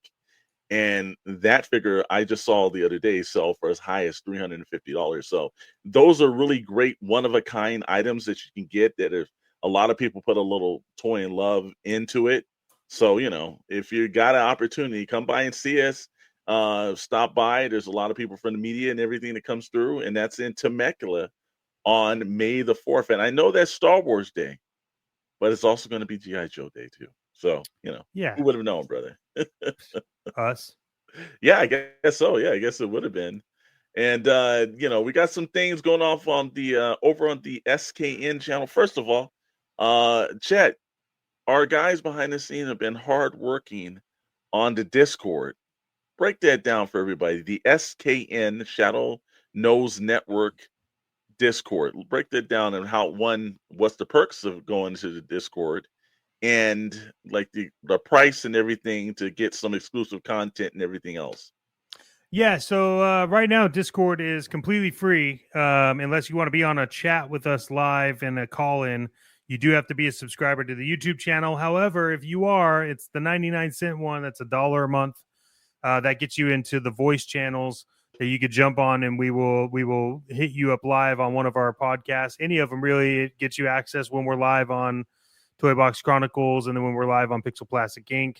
on those days. And hey, even in some of the shows that we'll be doing coming up where we're combining, and so you could jump in over there. But the Discord is a community first driven SKN network Discord where we just have conversations about everything collectible, pop culture, memes, whatever you want to think about. We're building this community.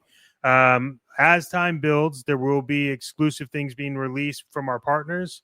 There's exclusive things released from us. We'll also be posting updates in there about what's happening on the YouTube channel, so you understand what's coming out first. It's a really good community. It's run by myself and Meeks. And you'll be able to get some insights as to what SKN is working on in the future too, depending on what level you are in Discord. And the leveling up is actually free. We just ask that you are active in there, and the more and more active you are, the higher up you get, and you get different levels, and that gets you access to other channels and things that you don't see when you first sign up. So typically, you can click on our Discord link on the channel. We'll have a QR code for that as well. Also, if you're a Discord member, you get discounts on the on our merchandise. So if you're somebody that wants to support, you'll get discounts on there. All of that's being updated as well. We're gonna have new merchandise hopefully by the end of this week. I know we tried to have it last week, but we're working on some specific merchandise for that, for Action Figure Frequencies and the rest of the channel. Great. So I'm really excited about Discord. And look, we know it's a slow burn. It's going to take a while for people to get used to it. We know that there's 1,000 other Discords you can join, so we appreciate you joining ours. We just want to make it a place where there's no toxicity. You could come in, you could tell us what you've been up to, you could post about what you've been up to, and you could even get a chance to be called out on one of our live shows and shown on there. So, just really, really excited about it, man. That's really great, man. And also, you can actually, because we do shows on SKN, we've got live streams that happen all the time. Now, you can actually from your Discord too, right? You can actually watch the shows there. Yeah, you can. If we post about it on Discord, and we have our partners posting in there as well. So you have Odd Frog and Sarlacc Digest, and I think we're going to probably add Blitz Transmission depending on whether or not we're working with them on whether if they want to get in. But yeah, you could click on the video in Discord and watch it. So wow, man. So it's like a one-shop all notifications, videos, and everything. You really almost never have to leave that Discord, huh? That is the goal. We want to make sure the community's in there, and then there is a. I am excited about this. We have some really cool stuff in the works, man. So, and that's going to be Discord first. All right. Well, that's awesome. And again, if you're listening to us on Bandito Radio and you want to catch Chet, Maddox, and myself on our SKN Shadow Nose Network YouTube channel, we're on all the other platforms. We are partners over at Rumble and over at Instagram, X, Twitch. You can find us. But we do 2 live streams. One is Wednesdays, Toy Box Chronicles. That's right, Toy Box Chronicles. That's myself and Chet. So not just outside of Action Figure Frequencies, but we're over on the Shadow Nose Network every Wednesday talking about everything that's toys and a lot of hot button issues over there. And that takes place at 7 p.m. Pacific time, 10 p.m. Eastern Standard Time every Friday. And then join us on Friday or Wednesday. Join us on Friday for Pixel Plastic and Ink. That's the catch-all show. That's got everything from films to toys to comic books. And not just myself and Mr. Maddox, but we've got Rad and we've got Dr. Brentley over there sharing his precise insight on things. And that happens also at 7 p.m. Pacific time, 10 p.m. Eastern Standard Time. So Wednesdays, Toy Box Chronicles. Fridays is going to be Pixel Plastic and Ink, but we don't stop there on Wednesdays because Wednesdays you do not have to in any way leave YouTube. You can start your night off on the Skeleton Tomb YouTube channel. And you can watch Dead Man and Scully over there, and they're talking about all great things, toys at 6 p.m. Then you come over to the SKN Shadow Nose Network, watch Toy Box Chronicles at 7 p.m. And then at 8 p.m. Eastern Standard Time, it's the best damn Star Wars podcast on YouTube or any other platform, the Sarlacc Digest podcast, that we like to call that live stream Wednesday. So, Wednesdays are covered and Fridays are covered, but March the 5th, we do want to let you know one thing for that Wednesday, March the 5th, Toy Box Chronicles and the Skeleton Tomb will be doing a 2-hour. That's right. They're going to get 2 hours of us, Chet. It's going to be myself, Scully, you, and of course, the Omatic Dead Man 1. We are going to talk about all kind of things, and we may do some adult beverages on there. Maybe some true American beer might actually make our way to there, man. Yeah, I'm excited. Hopefully, I can make it. Yeah. We got to see that. Yeah, that'd be great. I don't know. I'll see if I can make it. I don't know. It sounds good. Oh man, tell you about that? He didn't run that by you? No, I didn't. I had no idea. I'm busy. No, I'm just kidding. I'll be there. I'll be there. Busy month for us, brother. Busy times, man. But that's good times, though, man.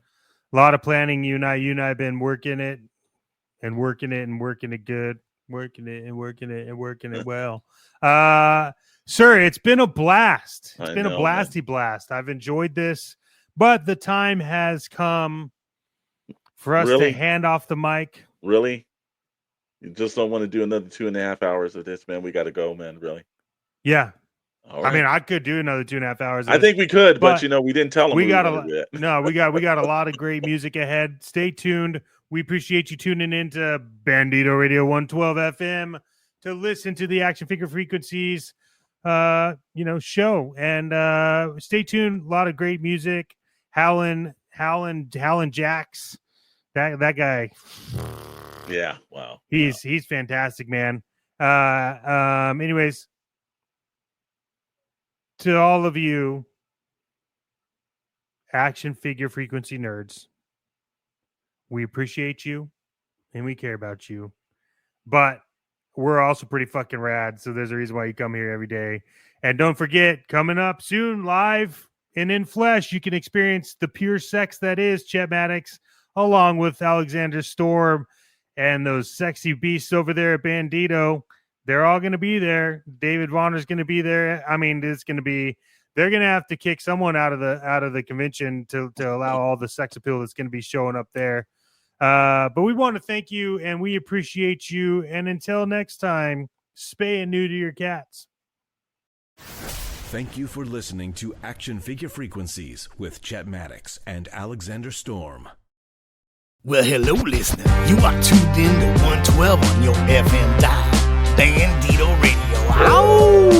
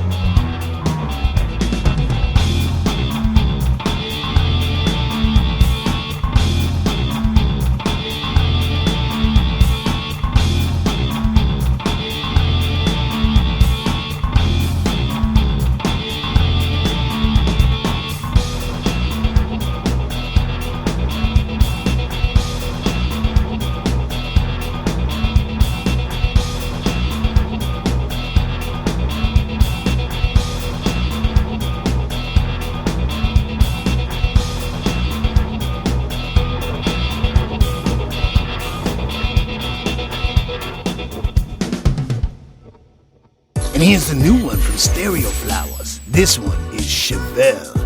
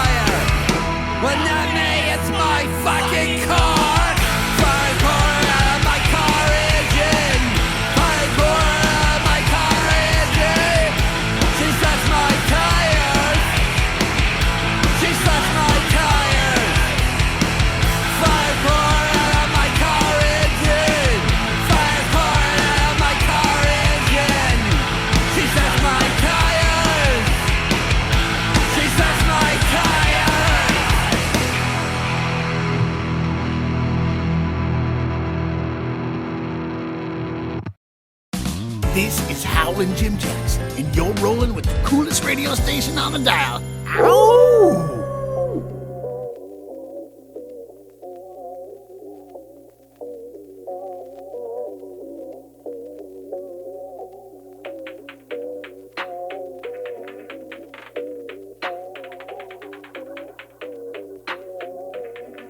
I'm not entirely happy with this.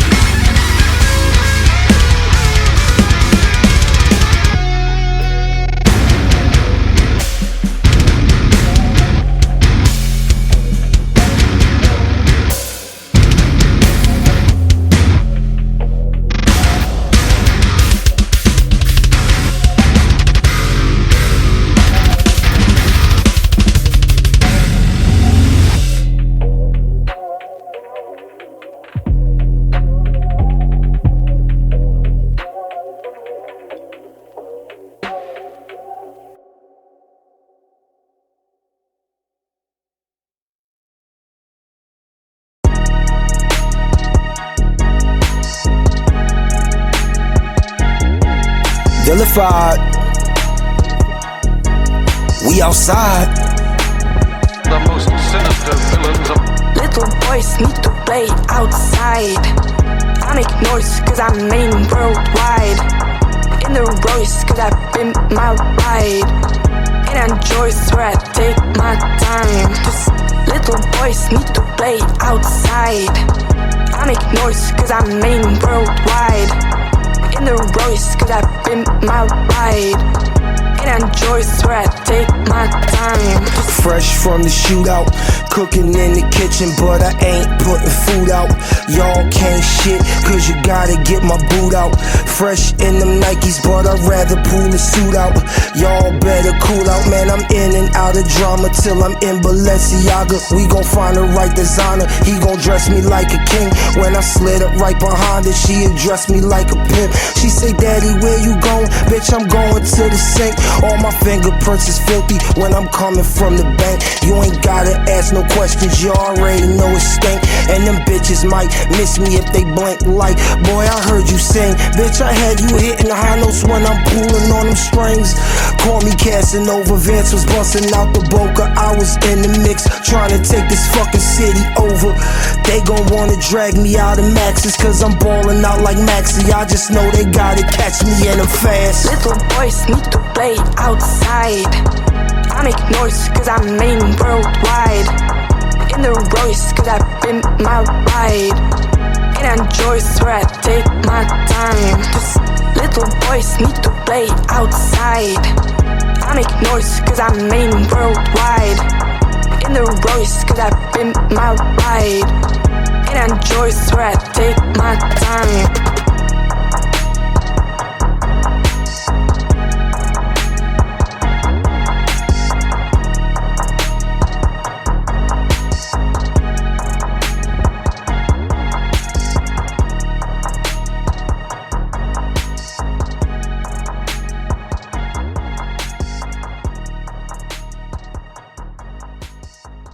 And here's the new one from Stereo Flowers. This one is Chevelle.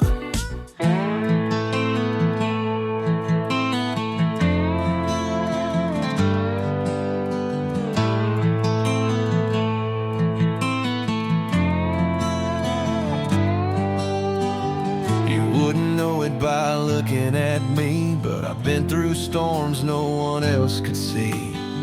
Smiling wide, saying I'm just fine.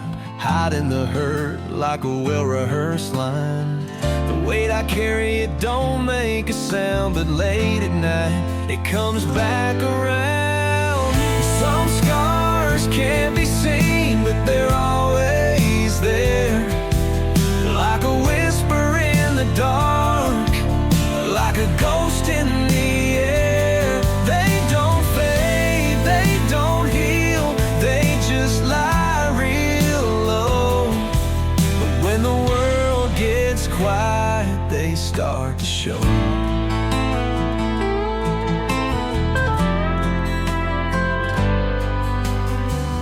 People move on like nothing went wrong, but shadows stay when the lights are gone. You can cover them up, hide them real deep, but some wounds ain't meant to ever leave.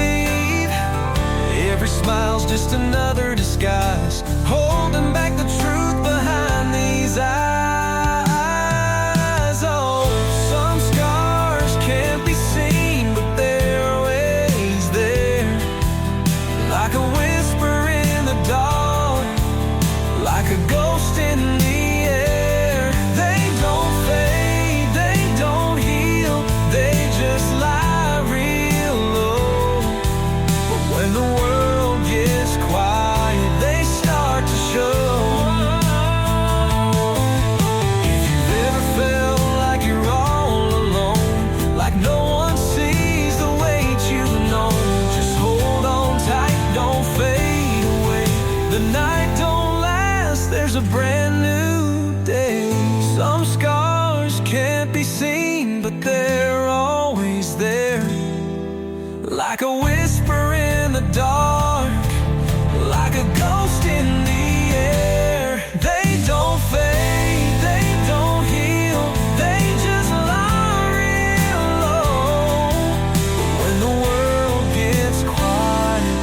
start to show.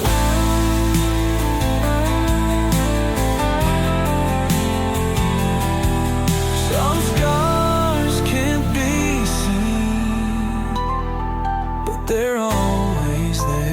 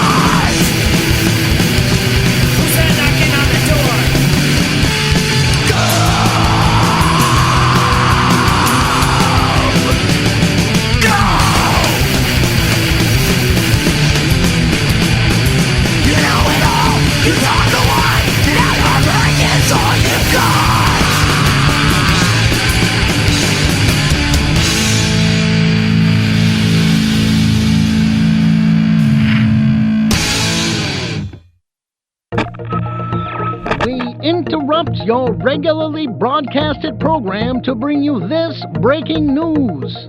Chaos has erupted yet again off of 112th Street tonight as the vehicle only known as the Bandito led law enforcement on a high-speed chase. This can only be described as pure cinematic mayhem. Witnesses reported that the Bandito, a heavily modified muscle car with a roaring engine, blazed through downtown while it was evading police with near impossible precision. Officers deployed spike strips and even formed a roadblock at the intersection of 112th Street and Main. But the driver had other plans. In a move straight out of an action film, the Bandito hit a makeshift ramp, launched through the air, cleared the police barricade, and landed with a screeching drift before vanishing into the night. Authorities are still in pursuit, and the speculation is already running wild. Who is behind the wheel of this unstoppable machine, the Bandito? And more importantly, where will they strike next? Stay tuned as we bring live updates on this developing story. And now, back to your regularly scheduled program. Yeah. Tune in now, don't miss the fun. Joker Junction's just begun. Silly bits and punchlines fly. Have a laugh on us, don't be shy. Have a laugh, have a smile. Stick around, stay a while. Jokes keep rolling, no need to rush. Joke Junction, have a laugh on us. All right, welcome back to Joke Junction. This is your host, Mike Cantrell, on 112 FM Bandito Radio. So I got a special treat for you on this one. This next comic is by far one of my favorites, has been probably since I was a kid. I probably didn't understand a lot of what he was talking about when I was younger, but the older you get, the more you kind of relate. But this guy was popular all the way back from the early 70s until his unfortunate passing, I believe, was in the early 2000s. But there is now an official George Carlin YouTube channel full of his videos, full specials, mostly clips, but I highly encourage you check it out. Official George Carlin on YouTube. And here's a great bit from the incredible and the notorious George Carlin. Enjoy, have a laugh on us. Joke Junction, 112 FM, Bandito Radio. Something else we have in common, flying on the airlines. Flying on the airlines and listening to the airlines announcements and trying to pretend to ourselves that that's the way the English language ought to be spoken. Doesn't sound that way to me. Whole thing starts when you get to the gate. First announcement. We would like to begin the boarding process. Extra word, process. Not necessary. Boarding is enough. We'd like to begin the boarding. Simple. Tells the story. People add extra words when they want things to sound more important than they really are. Boarding process. Sounds important. It isn't. It's just a bunch of people getting on an airplane. People like to sound important. Weathermen on television talk about shower activity. Sounds more important than showers. I haven't heard one guy on CNN talk about a rain event. Swear to God, he said, Louisiana's expecting a rain event. I thought, holy shit, I hope I can get tickets to that. Emergency situation. News people like to say, police have responded to an emergency situation. No, they haven't. They've responded to an emergency. We know it's a situation. Everything is a situation. Anyway, as part of this boarding process, they say, we would like to pre-board. Well, what exactly is that? What does it mean to pre-board? To get on before you get on? That's another complaint of mine. Too much use of this prefix pre. It's all over the language now. Pre this, pre that. Place the turkey in a preheated oven. It's ridiculous. There are only two states an oven can possibly exist in, heated or unheated. Preheated is a meaningless fucking term. It's like pre-recorded. This program was pre-recorded. Well, of course it was pre-recorded. When else are you going to record it? Afterwards? That's the whole principle of recording, to do it beforehand. Otherwise, it doesn't really work, does it?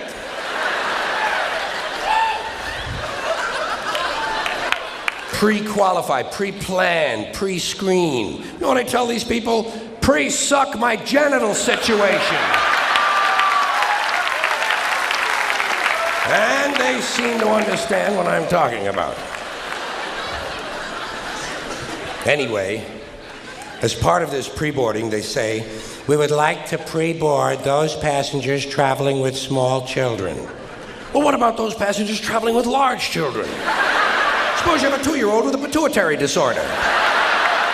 You know, a 6-foot infant with an oversized head. The kind of kid you see in the National Enquirer all the time. Actually, with a kid like that, I think you're better off checking him right in with your luggage at the curb, don't you? Well, they like it under there. It's dark. They're used to that. About this time, someone is telling you to get on the plane. Get on the plane, get on the plane. I say, fuck you, I'm getting in the plane. Let Evel Knievel get on the plane. I'll be in here with you folks in uniform. There seems to be less wind in here.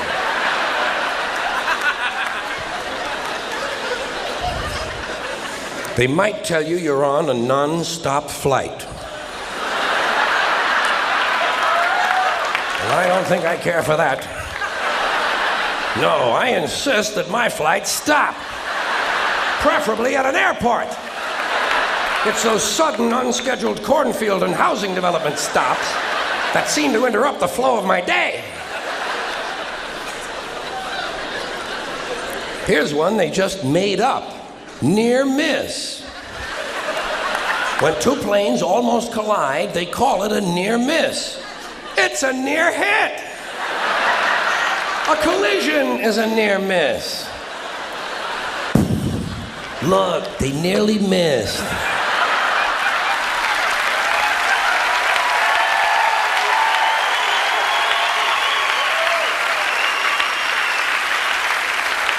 Yes, but not quite. They might tell you your flight has been delayed because of a change of equipment. Broken plane. And tell me to put my seat back forward. Well, I don't bend that way. If I could put my seat back forward, I'd be in porno movies.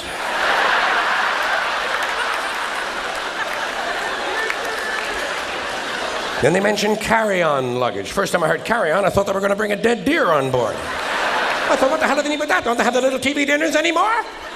Then I thought, carry on, there's going to be a party. People are going to be carrying on the plane.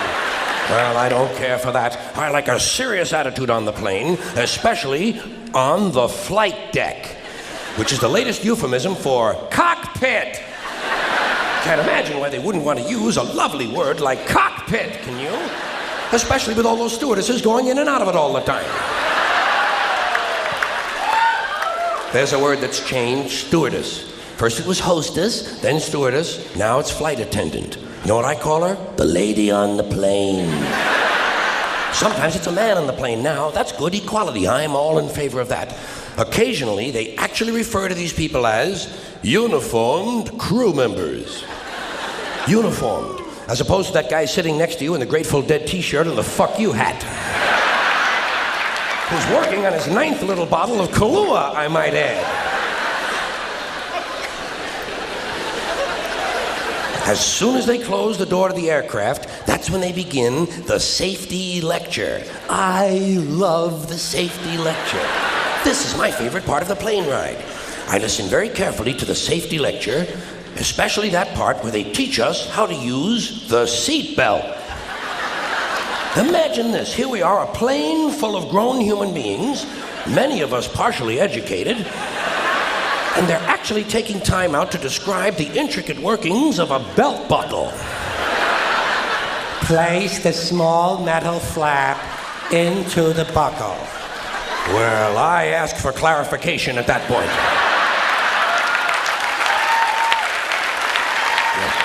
Pardon me, over here, please. Thank you very much. Did I hear you correctly? Did you say place the small metal flap into the buckle? Or place the buckle over and around the small metal flap? I am a simple man and do not possess an engineering degree, nor am I mechanically inclined. Sorry to have taken up so much of your time. Please continue with the wonderful safety lecture. Seatbelts. High-tech shit. The next thing they do, they tell you to locate your nearest emergency exit. I do this immediately.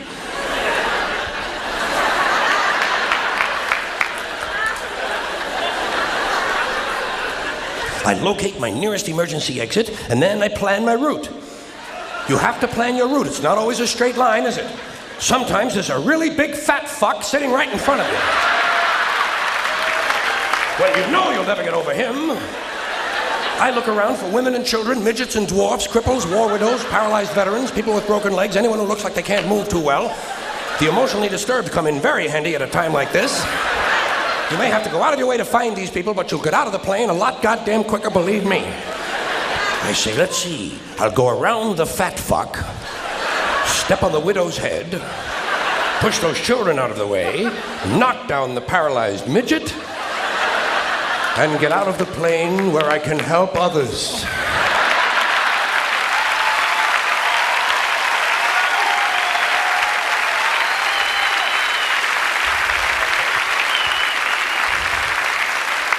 I can be of no help to anyone if I'm lying unconscious in the aisle with some big cocksucker standing on my neck. I must get out of the plane, go to a nearby farmhouse, have a Dr. Pepper, and call the police.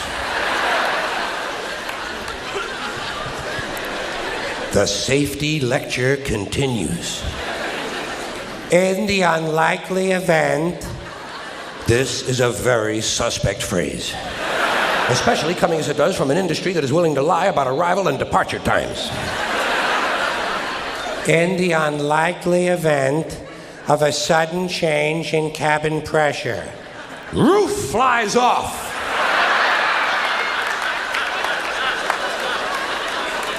An oxygen mask will drop down in front of you.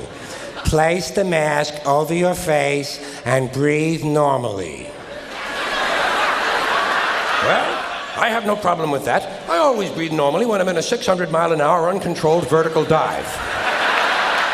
I also shit normally. Right in my pants! They tell you to adjust your oxygen mask before helping your child with his. I did not need to be told that.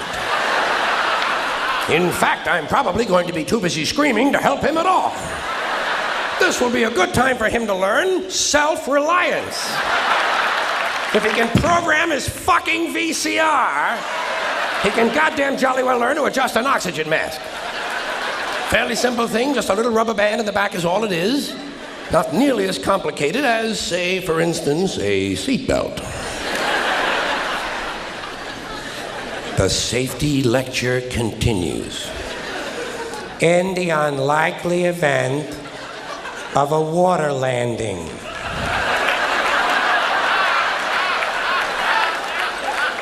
Well, what exactly is a water landing? Am I mistaken, or does this sound somewhat similar to crashing into the ocean? Your seat cushion can be used as a flotation device. My seat cushion? Imagine that. Just what I need. To float around the North Atlantic for several days, clinging to a pillow full of beer farts.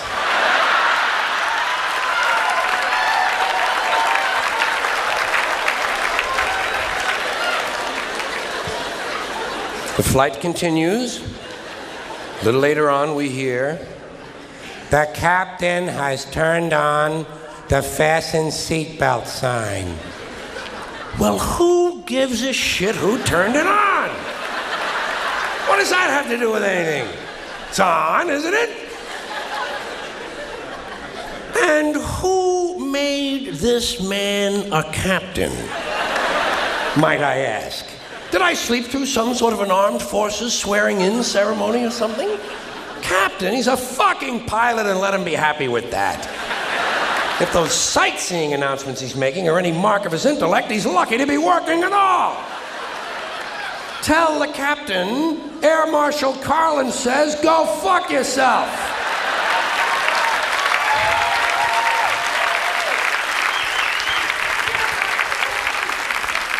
The next sentence I hear is full of things that piss me off. Before leaving the aircraft, please check around your immediate seating area for any personal belongings you might have brought on board. Well, let's start with immediate seating area.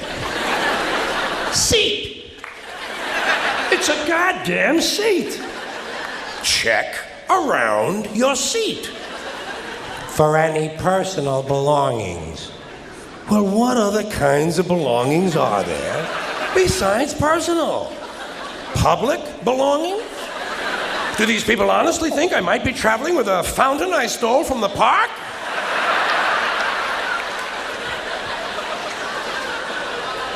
You might have brought on board. Well, I might have brought my arrowhead collection. I didn't, so I'm not going to look for it. I'm going to look for things I brought on board. Would seem to enhance the likelihood of my finding something, wouldn't you say? They're telling me to return my seat back and tray table to their original upright positions. Fine. Who's going to return this guy in the Grateful Dead t-shirt and the fuck you hat to his original upright position? About this time, they tell you you'll be landing shortly. That sound to you like we're going to miss the runway? Final approach is not very promising either, is it? Final is not a good word to be using on an airplane. Sometimes the pilot will get on and he'll say, we'll be on the ground in 15 minutes. Well, that's a little vague, isn't it? Now we're taxiing in. She says, welcome to O'Hare International Airport. Well, how can someone who is just arriving herself possibly welcome me to a place she isn't even at yet? Doesn't this violate something in physics? We're only on the ground 4 seconds. She's coming on like the fucking mayor's wife. where the local time... Well, of course it's the local time. What did you think we were expecting? The time in Pango Pango? Enjoy your stay in Chicago or wherever your final destination might be. All destinations are final. That's what it means. Destiny, final. If you haven't gotten where you're going, you aren't there yet. The captain has asked. More shit from the bogus captain. You know, for someone who's supposed to be flying an airplane, he's taking a mighty big interest in what I'm doing back here. That should remain seated until he has brought the aircraft to a complete stop. Not a partial stop, because during a partial stop, I partially get up.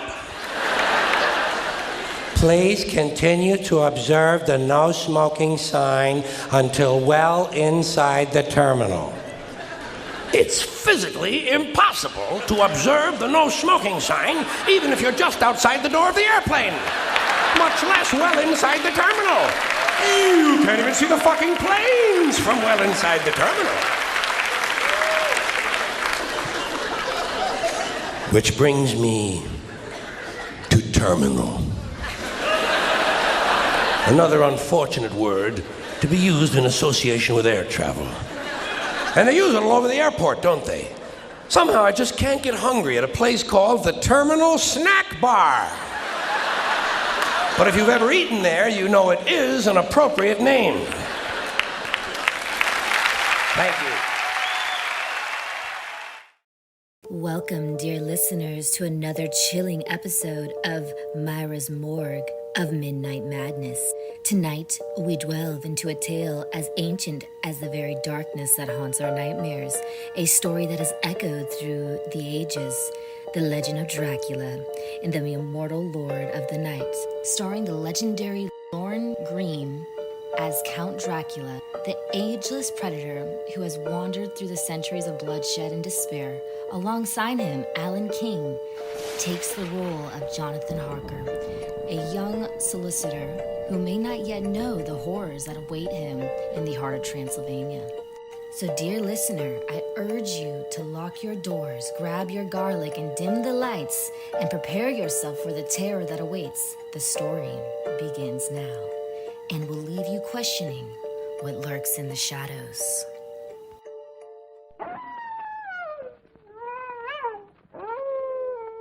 When the spirit dies, but the dead live, the dark god of the night is a beast.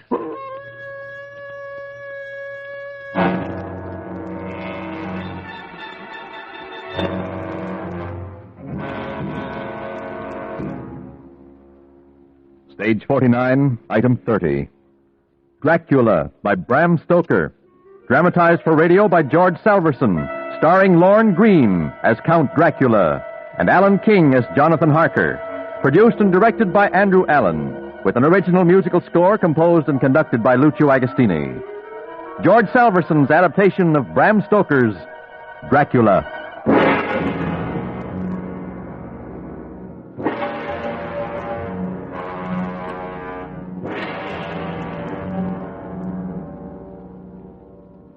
This is the journal of Jonathan Harker.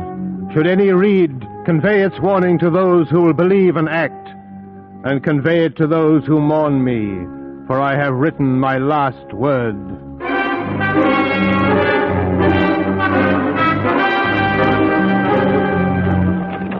Pennsylvania, May the 4th, 1897. A day of a strange, wild journey to carry me on my mission.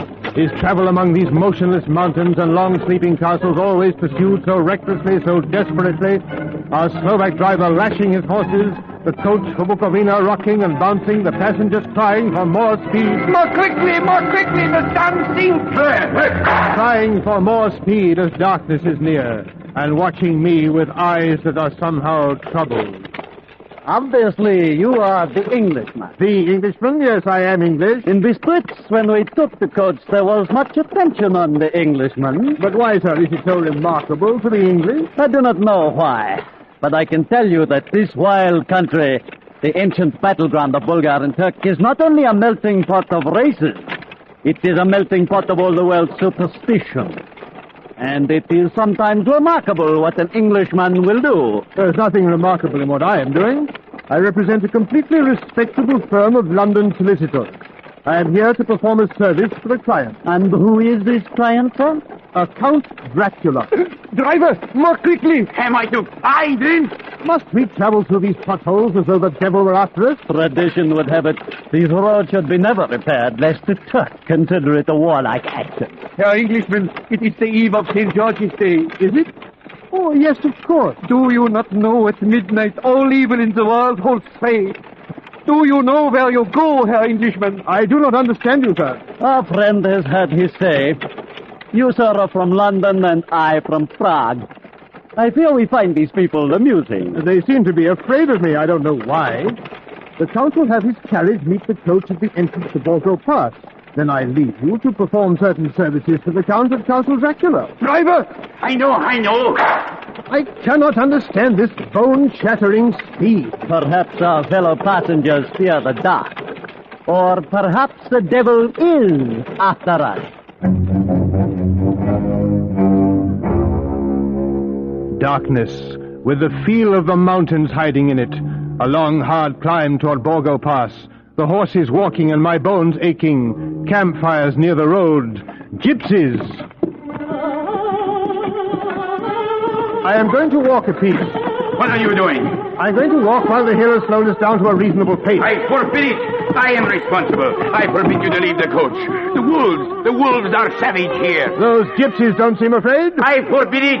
Oh, very well. A stranger passes in the night. He believes only what he sees. Will he see what he cannot believe? There is the road. There goes Borgo Pass. You see, there is for you no carriage. The arrangements were very precise. The Herr Englishman is not expected after all. Stay with us to Bukovina. Come, let us wait no longer. We came at such a speed, I am sure that... You are early tonight, coachman. The Herr Englishman was in a hurry. That is why I suppose you wished him to go on to Bukovina. That is a strange-looking fellow when he smiles, those sharp white teeth. Herr Englishman, if you must do this, take this crucifix for your mother's sake. Wear it, and God go with you.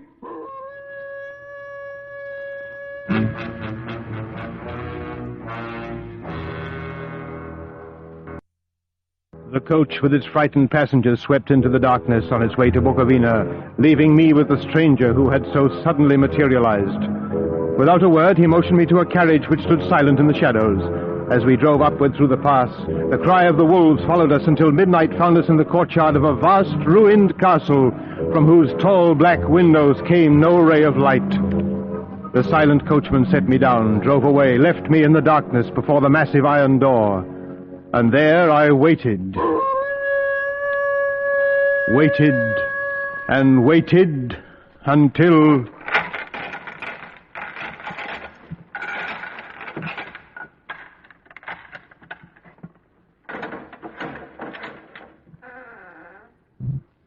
Welcome to my house. Enter freely and of your own will. Count Dracula? I am Dracula, and I bid you welcome, Mr. Harker. Yes, thank you.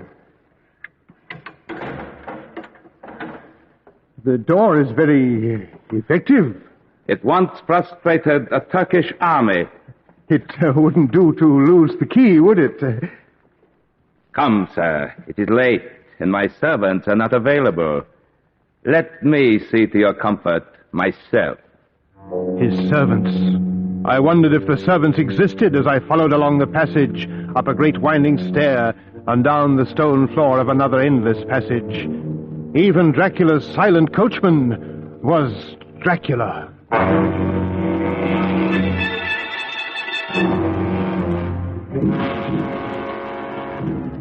You will, I trust, excuse me that I do not join you at supper, but I have dined already. I quite understand. Oh. Even in here, the sound of the wolves. Listen to them. The children of the night. What music they make. Music? Ah, sir. You dwellers in the city cannot enter into the feelings of the hunter. Dracula smiled. The firelight leaped and fled about the ancient room from the bright red lips, the sharp, white, pointed teeth. I dropped my eyes to his hands. The nails were long and pointed. I remembered as he greeted me how strong they were and how cold. I became aware of something else. I pushed my food away. My God, his breath! Now, tell me of London and the house which you have procured for me. Yes. Well, it's in a suburb, Purfleet, and is called Carfax. It contains in all some 20 acres, heavily treed, surrounded by a solid stone wall. There are very few other houses close at hand, one being a large mansion now used as a private lunatic asylum. And the house? Carfax? Much as you requested, very large, of medieval times, including an ancient stone keep attached to an old chapel. Good. I myself am of an old family. To live in a new house would kill me. I understand, but really, Sir, Carfax is little better than a disused dungeon. I belong to the past. A past of brave races who fought as a lion fights for lordship. The Huns, whose fury swept the earth till the dying peoples thought the werewolves themselves had come, that in their veins ran the blood of those old witches who, expelled from Scythia, mated with the devils in the desert. Fools! What devil or what witch was ever so great as Attila, whose blood is in these veins? But you will forgive me. I have kept you until morning, and you are tired.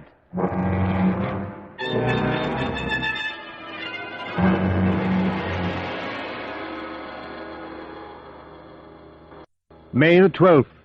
Many days here, and somewhat amused at my first emotions, for the Count is an interesting, if unusual, person. He seems to be away all day, but through the night he has questioned me closely about England, about banking and shipping procedures, and has obtained the names of various solicitors who might assist him in his proposed move. Tonight, for the first time, the Count has not appeared. The yellow moonlight almost dims the lamp by which I write. How strange. A London solicitor by this window which overlooks a 1,000-foot cliff, in this room of ancient beauty, alone. Alone? Yes, for there are no servants here.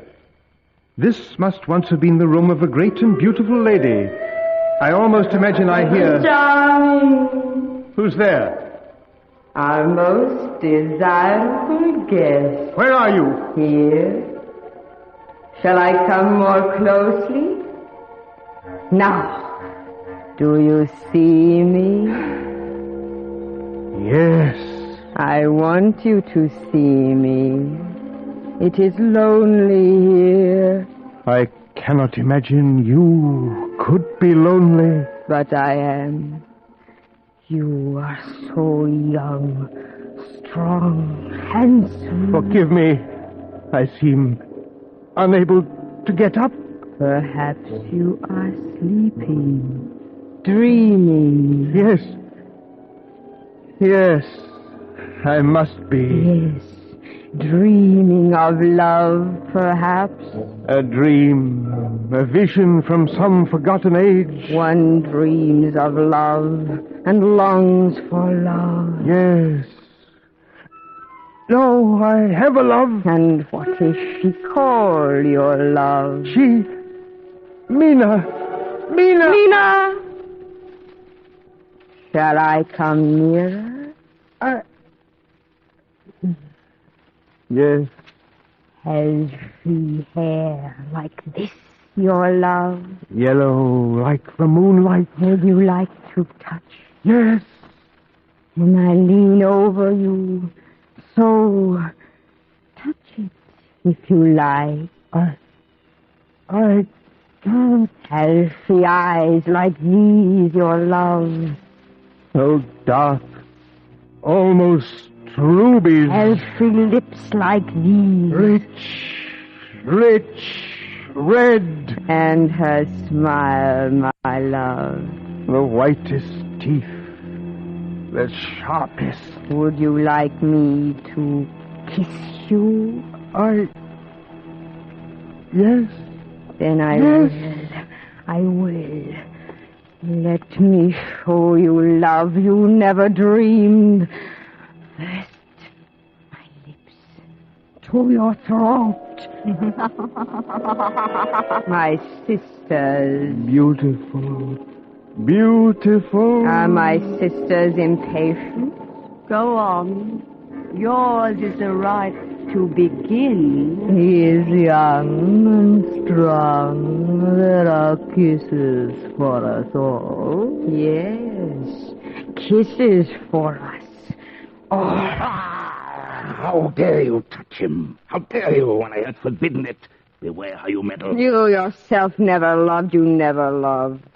Yes, I too can love. When I am done with him, you shall kiss him at your will. Now, go. I must awaken him, for there is work to be done. Are we to have nothing for tonight? Yes.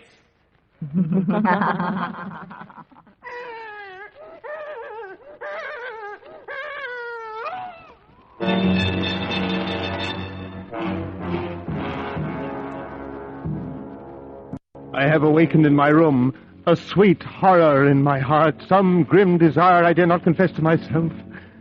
Why do I remember tales of the vampires who sink their sharp white teeth daintily and drink? A woman in the courtyard. Monster, give me back my child! A child! My God! My child! My child! Give me back my child! That cry. A wolf. An animal. Why does it sound like Dracula? Go back to your grave! What is she saying? The wolves. That cry and the wolves are coming out of the forest. I must get out there. I must help her. You have blood! Now give me my baby! My door locked. My God, he rules the wolves. Give me my child! My child!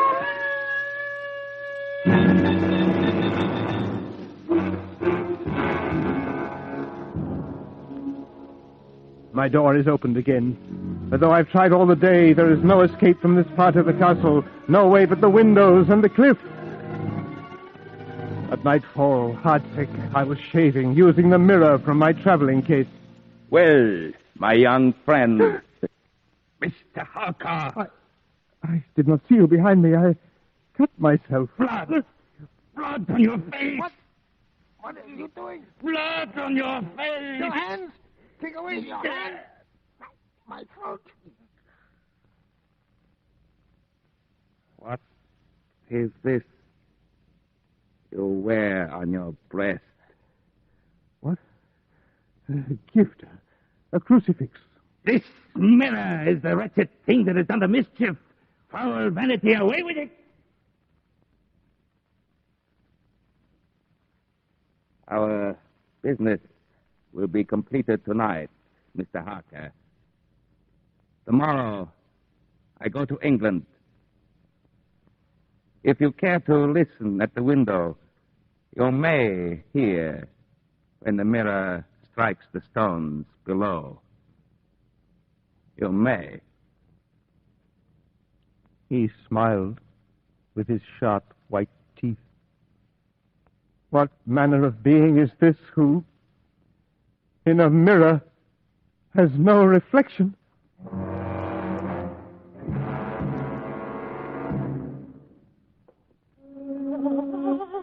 The Tziganya in the courtyard, the gypsies.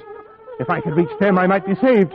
There is one door I haven't tried, the door to his quarters, Dracula's.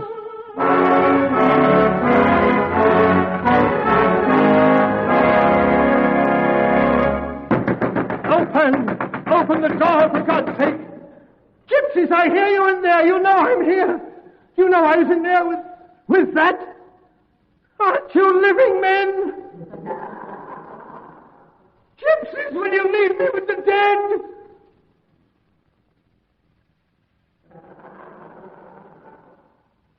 Where are you? Go back to your graves. No use. The gypsies are leaving. Taking him. Write it.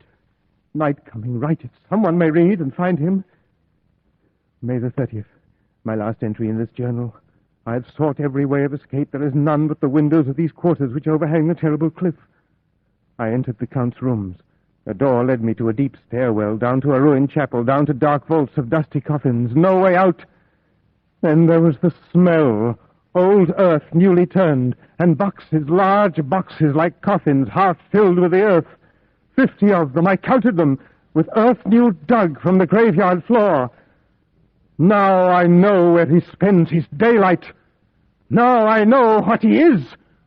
For in the last box, I found him.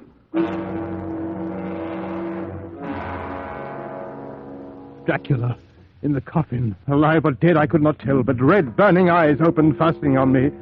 His youth seemed renewed, the cheeks fuller, the white skin ruby red underneath, the mouth redder than ever, the flesh swollen, and from the corners of the mouth trickling over the chin and neck, gouts of fresh blood. He lay like a filthy leech, exhausted with his repletion. This was the being I was helping to transfer to London with its teeming millions. I seized a shovel left by the gypsies. I raised it to strike at that hateful face, and it turned as the eyes blazed hatred at me. My limbs weakened. The shovel fell, gashing the forehead, and I fled. When I heard the gypsies in the vaults removing the dreadful boxes, I tried to return. They had locked me out, locked me in. I know their work. They're in his pay, filling his coffins, transporting them to the sea, where the work I have done will bring the vampire who breeds vampires to my home. What am I to become with those others waiting? The gypsies are leaving. I am alone with the living dead, who by day return to the earth of their own graves, and night is coming. I will choose the cliff. My beloved Mina, I will never see you again. May the 30th, the last entry, on the last day of Jonathan Harker. The precipice is steep, but God's mercy is better than that of those monsters.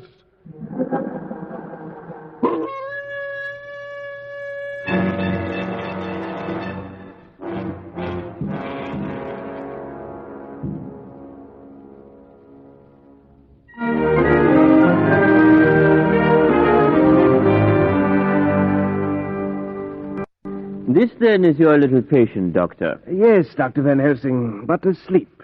Asleep, Dr. Van Helsing. Quite a simple case, Dr. Van Helsing. To awaken the boy is no need. No, certainly. He was found on Hampstead Heath this past September 29th. Quite a simple case, Dr. Van Helsing. His color, it is good. Nourishment, Dr. Van Helsing, nourishment. A simple case.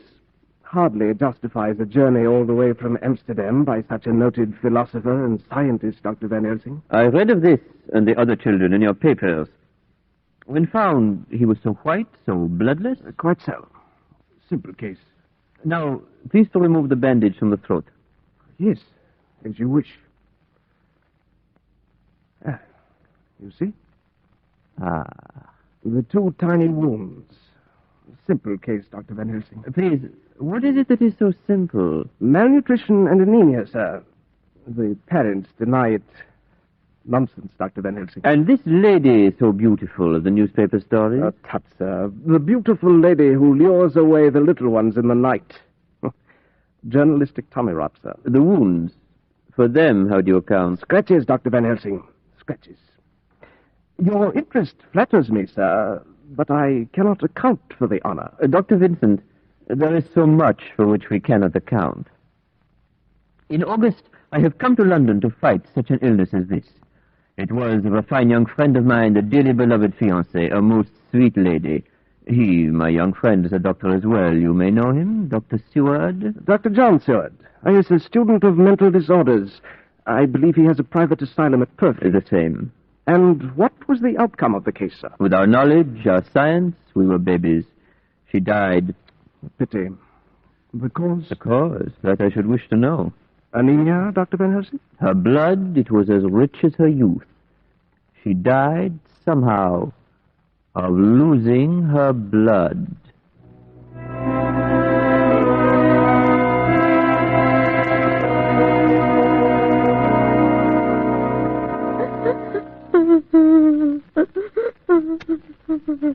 She weeps and weeps without end. Lord love you, Dr. Seward, old Minnie don't feel nothing, I'm thinking. No, Swales, you're wrong. She feels nothing but all the world's helpless, horrible sorrow. So many years had held her silent. When she began to weep, I had hope for her. Yes, years of staring, now another 10 of sobbing. When did she start? August 13th it was, Dr. Seward. How are you so sure? It was the night old Renfield gave up his pets and turned so violent-like. How do you remember that? It was the first night that your poor Miss Lucy... Oh, yes. How is Renfield tonight? Still quiet with his pets, as he's been since the Since the what? The funeral, sir. What? Dr. Seward, sir, don't you... haven't you... What is it, Swales? Old Renfield, he's been asking to see you, but I didn't like to disturb you. What with all your trouble... By all means, I'll see him, any of them. What else have I now? If it were me, I'd be finding my consolation by the pint. A pity you've nothing but lunatics. Open the door. I'll call if I need you. Yes, sir. Oh, Mr. Renfield, you wish to see me? Yes. Yes, indeed, Doctor. I have the temerity to beg your indulgence. A very great favor, Doctor. Should I be permitted to guess? Your little colony of sparrows has exhausted your supply of string to maintain their faithfulness to their master? No, sir, no. You misapprehend the significance of my future projects. Then how may I help you, Mr. Renfield? A kitten, sir. A kitten? That would be rather irregular, Mr. Renfield. I gave you sugar to catch your flies. What became of your friendly little flies? Oh, they all flew away. Then somehow you collected a handsome family of spiders. Did they fly away? Possibly. Now, by some skill of your own, you've enticed this goodly collection of sparrows. Are you tired of them, by chance? A harsh accusation, Doctor. A harsh accusation. Now you ask for a kitten. Mr. Renfield, where is all this going to end? A kitten. A nice little, sleek, playful kitten that I can play with and teach and feed and feed and feed. I'm afraid I'll have to think it over. Begging your pardon, Dr. Seward, but the old gentleman from Amsterdam is asking for you. Dr. Van Helsing? That's him, sir. Van Helsing in England? Why? A kitten, sir. A kitten to play with and feed.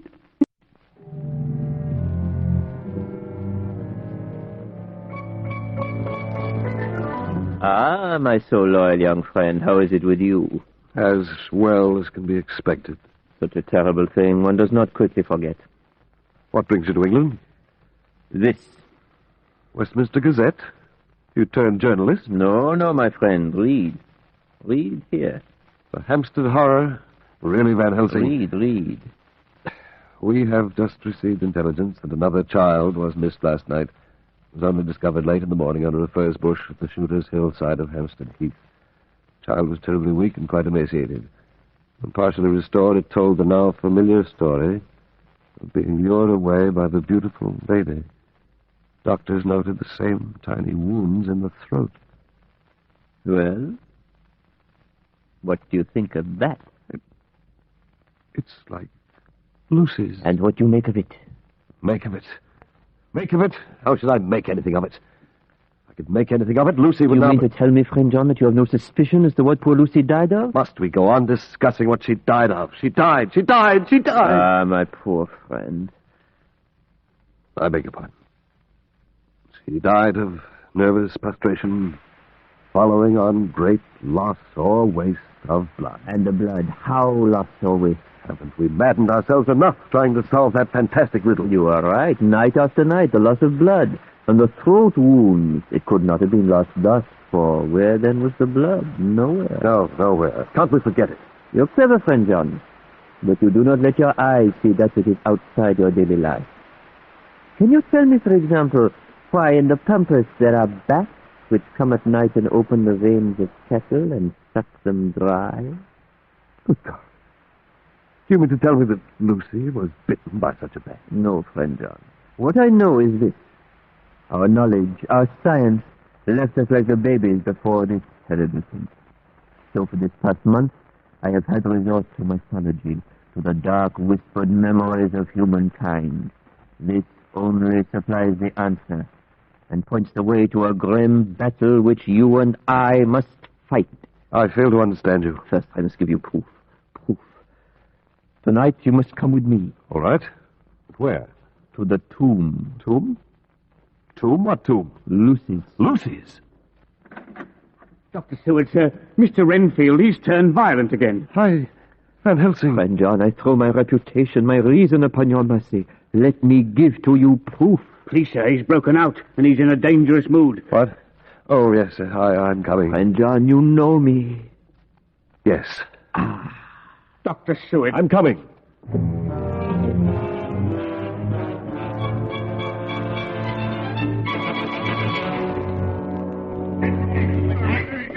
This way, Dr. Seward, by the gate to Old Carfax. I hear that. What's he started? Took after two men coming out with a carrier's cart. Don't understand this. What manner of disorder is it, this poor man? I call him a zoophagus, an eater of life. Eater of life? Many flies to a spider, many spiders to a sparrow. He eats the sparrow. The attendants are having difficulty, sir. I see the carter's men help from a great distance. He banged the carter's men up something wicked, sir. Hold his legs, sir. You think I'm practicing a minuet? Murderer! That's it, hold him. Robbers! Mr. Renfield. Mr. Renfield. They shan't rob me. They shan't murder me. I'll fight for my lord and master. There's nothing to be done with him. Get the straitjacket on him. Lord and master? Did you not say he eats life? It's beyond me, Professor. Only once before has he had a lord and master. Otherwise, only flies. You are the men the patient attacked? Attacked, is it? Murder is the word. There'll be actions and damages over this, I can tell you. Now, surely two strong carters like yourselves are in no great danger from a feeble, sick man. Well, not rightly speaking, Doctor. But then them boxes, as we was removing from Carfax, full of earth, is no light weight. And if it wasn't for our strength being spent on them, we'd have made short work of him. Well, I'm sure it's thirsty work, and perhaps... Well, I thank you kindly, sir. And we do sympathise with you and the poor gentleman, sir. They've got him, Doctor. Ah! My lord! My master, will you desert me? All over. No hope. No hope unless I do it myself. Get him into his cell. And now the sun sets. You will come with me as you promised. Yes, yes. Why is Renfield suddenly so quiet? What's he staring at? Nothing that I can see, sir, but that there bat flying away into the sun.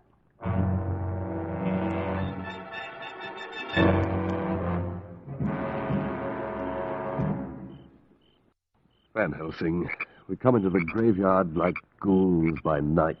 Don't even know why. John boy, all your life you have honored me. Now... Well, there's her tomb, then. My God. My Lucy. Come. You can't open the door. The door will open.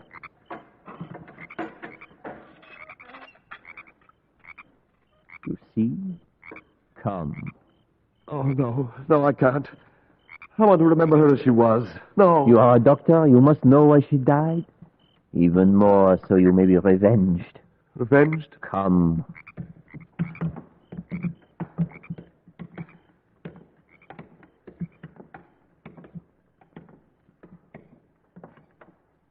How will you open the coffin? The coffin will open. Wait. Don't. You must see. Do you want to put me in a straitjacket beside Renfield? You must see. My God, man, that's Lucy in there. Don't you Is feel it?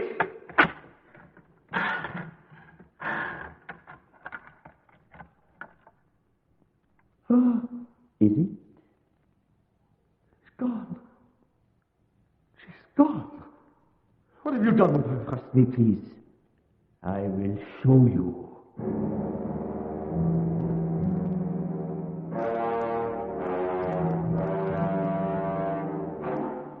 It is near dawn. We cannot have much longer now to wait.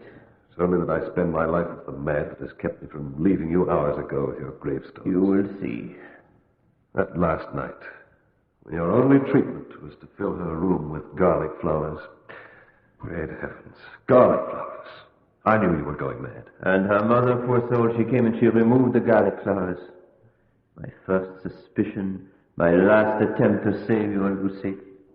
Her mother, she thinks the flowers by night not good. Ah, you say dawn. I give you till dawn because I hope to save a mind that has meant much to me. But when dawn... Look! A woman.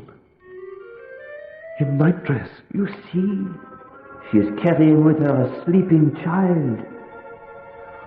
What's she doing to it? This is the proof. Carefully observe. Her lips to the throat. Lucy! It's Lucy! She's alive! Lucy!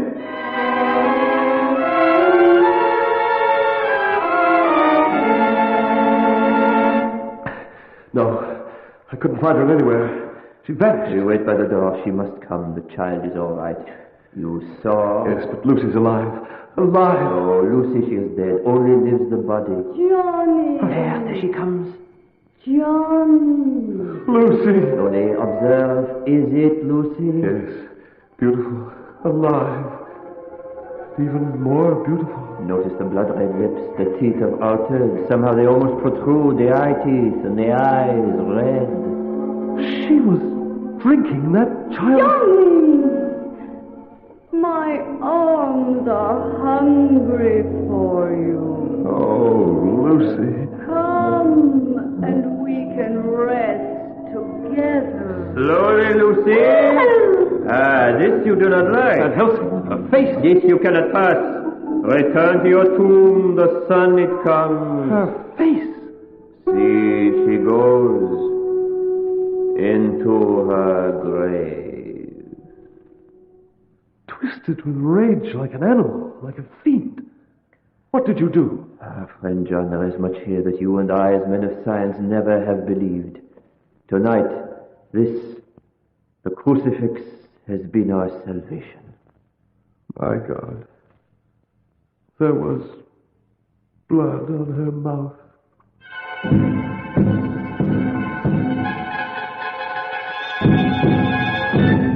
Begging your pardon, Dr. Seward. What is it, Swales? There's a lady to see you, sir. She says her name Don't know. I never heard of her. I'm busy. I'm sorry, sir, but the lady was most insistent. Tell you I can't see her. Tell her to go away. Get out of here. Yes, sir. All right, Van Helsing. You've proved everything. Now what? To me, too, it is so difficult to believe. But we have seen. There are the living dead. Vampires. So fails us our science. To go upon, we have only tradition. Superstition. There is among us a vampire who works this evil.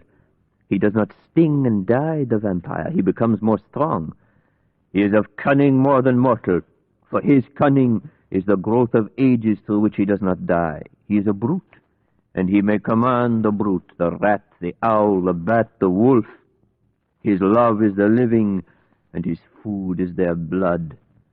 When his prey die, they too become the living dead, the vampire. Yes, Lucy. And how does tradition tell us we can deal with this? Tell me, and I'll do it. Good. I will tell you. I will show you.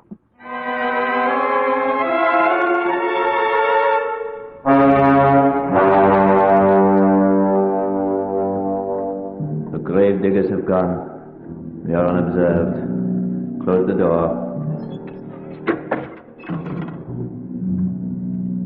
The tomb of the Westenra family. If they knew... What is that? Give me the bag. These others who sleep here knew the purpose to which their tomb is to be put. If they knew that one of their lovely... We have that to do which it must be done. Set up the lantern there and enter the coffin so we may see to work. To work? Yes. And here, ready, the garlic flowers. What was that? A dog? What are you laughing at, Van Helsing? I was thinking of my friend and his Holland greenhouse who sent me these flowers. Strange medicine. What for? When we are done, we lay them in the grave to make intolerable the grave to the vampire who must ever by day return to it. So Lucy may never be at rest. You forget then she will not be vampire. Open the coffin. Open the coffin. We must bring to her peace. Yes.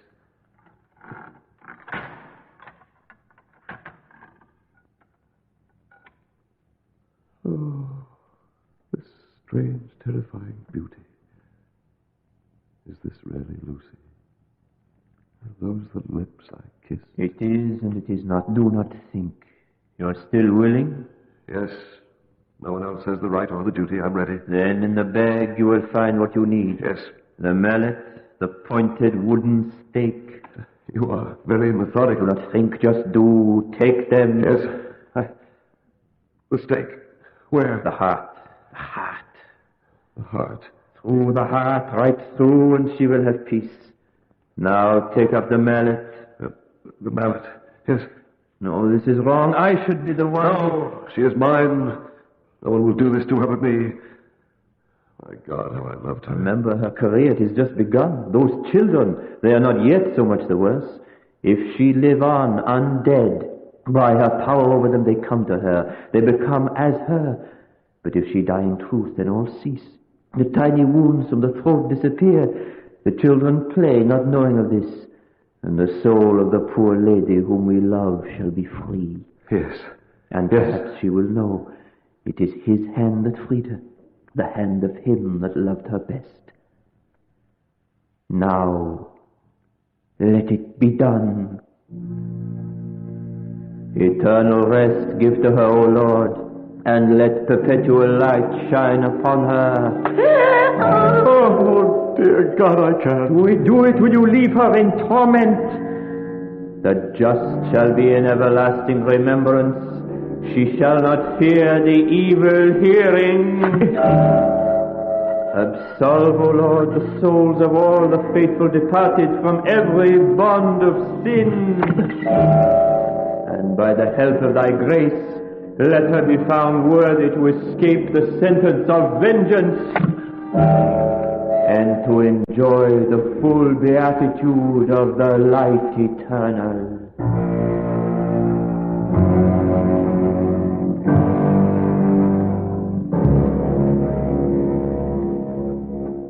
Master, Master, I await you, Lord and Master. I am here to serve you, Lord, Master. Remember me. Now then, what's all this, Mr. Renfield? Why not play with your little sparrows and give us a rest? I've eaten them. They're nothing to me. Let me, if you will, sir, enjoy a moment of Dr. Seward's inestimable company. The doctor's sick today, and if you ask me, I don't blame him. Shame on you, Mr. Renfield. All those nice, pleasant little sparrows, so chipper and friendly. Ah, madam, I am honored indeed. Now what?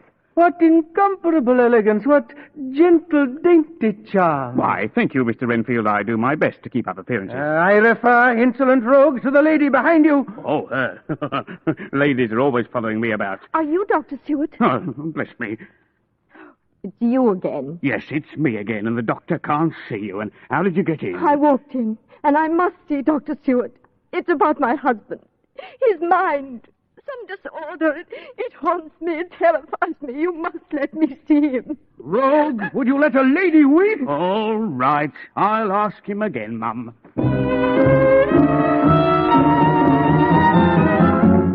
John, friend John. You're feeling better, perhaps? Possibly you should to your bed return. Another sedative. No. There's so little we know. I have learnt the first time when he enter a house, he must receive invitation. But he's cunning. We must trace each detail in the case of poor Lucy. What do you watch so intently? Nothing. Go on. Each moment of her life, from the moment of the first sign, the paleness, the dreams, the throat wounds, this we must trace and study for some clue. What do you do with the pistol, friend John? This! Friend John, what is this? In the window with his black, ugly wings spread out, there was a bat. Ah, a bat. Dr. Seward, are you all right, sir? Quite all right, thank you, Swales. I just shot a bat. Dr. Seward. Swales, who is this young lady? I'm sorry, sir. I heard the shot. She would follow me. Dr. Seward, I believe it is not considered quite fashionable to point at a gentlewoman with a pistol. What? Oh, your pardon. What is it you want? Dr. Seward, it's about my husband, and your reputation has brought me to him. What about your husband? He's perfectly sane, and he insists he's insane. That's refreshing. The world is full of people perfectly insane, insisting they're sane. Please, Dr. Seward, it really is driving both of us out of our minds. He had some terrible experience he won't speak of. He was ill a long time, and now... Oh, you must help us, Dr. Seward. Prove to him he isn't unbalanced. Friend John, there is no bat here, shot at or otherwise. Dr. Seward, please.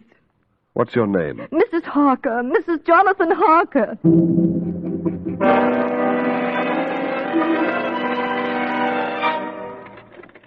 I didn't mind the train down to Purfleet, but the carriage, the sound of those wheels, the horses' hoofs. Oh, Jonathan, darling, we'll be there in a minute. Unbearable, unbearable. Oh, darling, please. Dr. Seward will help you, you'll see. But you'll have to let him have that sealed journal. Oh, yes, I know you're right, Mina. We have to settle this, and the journal is part of it. Oh, Jonathan, now that you're facing this, everything will be right. Dear, lovely Mina, so good to me, so patient. No, darling, I'm not. I love you, that's all. Even as I am, tormented with the certainty of... No, darling, sweetheart. There's nothing certain about it except that you've been ill, and you'll be better. And there's nothing wrong with your mind. Do you think I could love and marry someone whose mind... What is it? You hear it? What? You must hear it. Tell me, Mina, that you hear it too. Jonathan, what? Do you mean the music? Oh, yes, I meant the music. It's only a gypsy camp out there by the road. Only a gypsy camp? Take me to your doctor, Madman. Lock me up.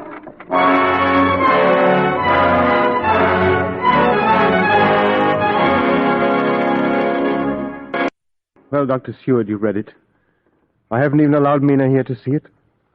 All those experiences, they're real to me. Everything's so real. Well? Well, Doctor? Oh, Lord, I see myself hanging above the ghastly abyss, climbing. None of it possible but the brain fever in the Budapest hospital. I know it happened, therefore I must have a madness in me. Doctor, please, say something. Van Helsing! Doctor! Van Helsing! Swales, you rascal!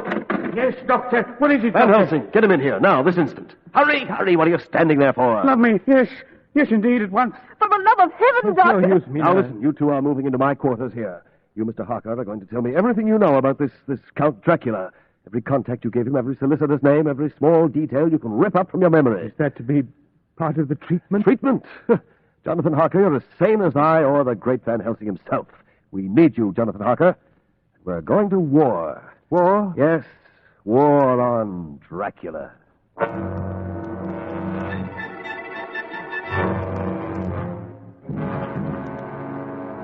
Mr. Renfield, you have made yourself very difficult with your insistence when I'm exceedingly busy. What is it you wish? Sugar for flies? Dr. Seward, I am in full possession of my faculties. I must beg of you to release me. If that is true, in time, Mr. Renfield. No, sir, now. This request is not of first consequence to myself, but to the health, the welfare, the very lives of others. Why do you wish to leave, Mr. Renfield? What reasons? If I tell you that, it will convince you only of my undoubted madness. What can I say? You have answered for me, Mr. Renfield. Perhaps I can serve you in some other fashion. What can I say? You will, I trust, Dr. Seward, do me the justice to bear in mind later on that I did what I could to convince you tonight.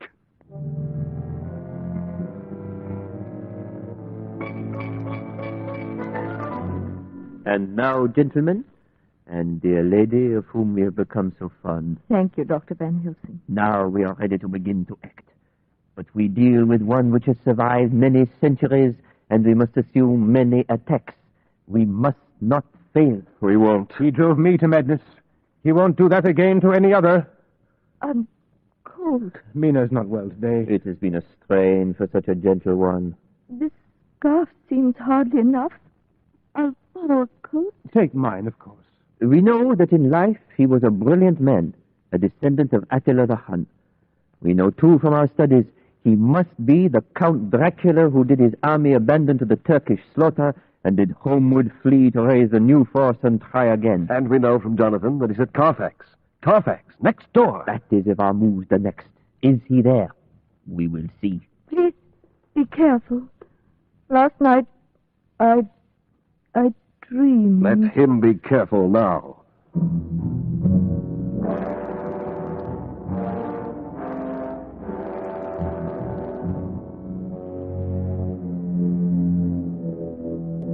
$27, $28, $29, $30.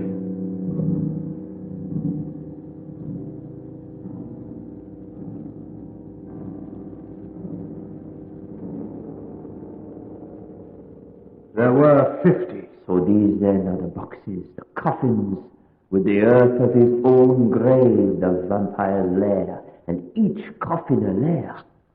Did you hear something? No. It plays upon my nerves, this ruined old house. The dark shadows, the stone walls, the coffins. It's Castle Dracula again. It is well to be cautious. Our enemy not only has a magic cunning, he has the strength of 20 men. And whereas our windpipes are of the common kind, we cannot hurt him as he can hurt us. He is dead. Van Helsing, we've seen those boxes before. Yes, friend John. An uncommon vampire is Dracula, so wily as to provide himself somewhere in London with 20 ways of escape and of hiding besides this old house's headquarters. It is our friend Jonathan here who must show us how to trace them through the solicitors, the shippers and carters who unknowingly transported these terrible things. Renfield attacked those carters. Renfield? Yes. Yes, Lord and Master was his cry. Renfield knows something about this. We've got to see him. I thought I saw a face. Where? There, in the shadows. The highlights of his face, the high ridge of the nose, the red lips, the red eyes, the awful pallor. There's nothing there. Listen. Rats. What's that? Wait. Thousands of rats. Look, they're coming. It's him. He's sending them. It's Mr. Renfield. Someone tried to murder him. Someone tried to murder Renfield? Dracula sends these rats. Great heavens, I see a million wicked eyes. Run! Run for your life!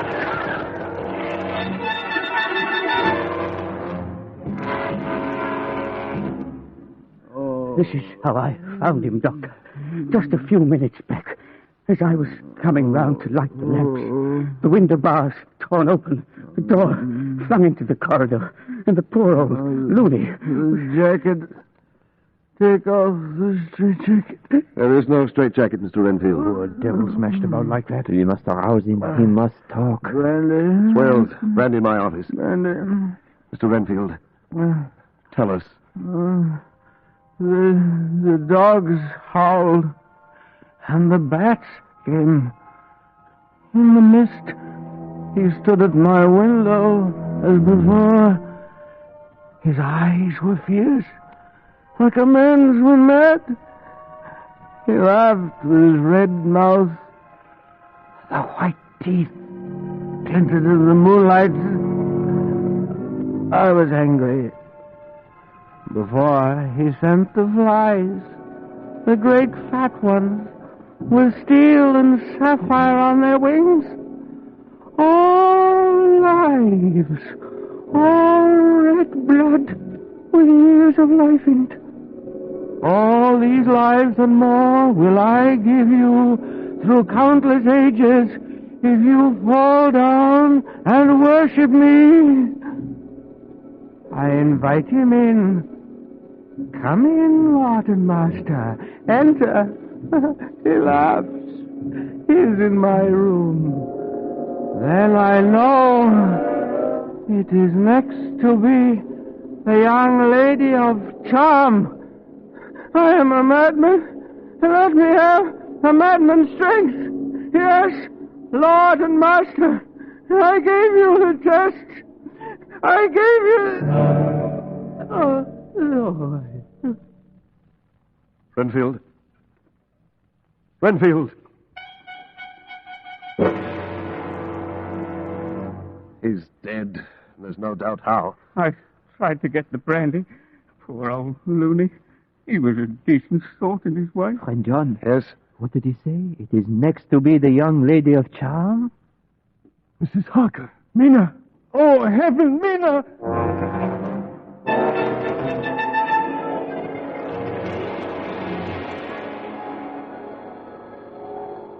Your skin is the snow. Your throat as soft as the quivering rabbit. Cold. I'm enfolded with ice. I have kissed you, and I will kiss you again. I will come again and kiss again. Cold. Cold. Shall we warm your dream, beautiful one?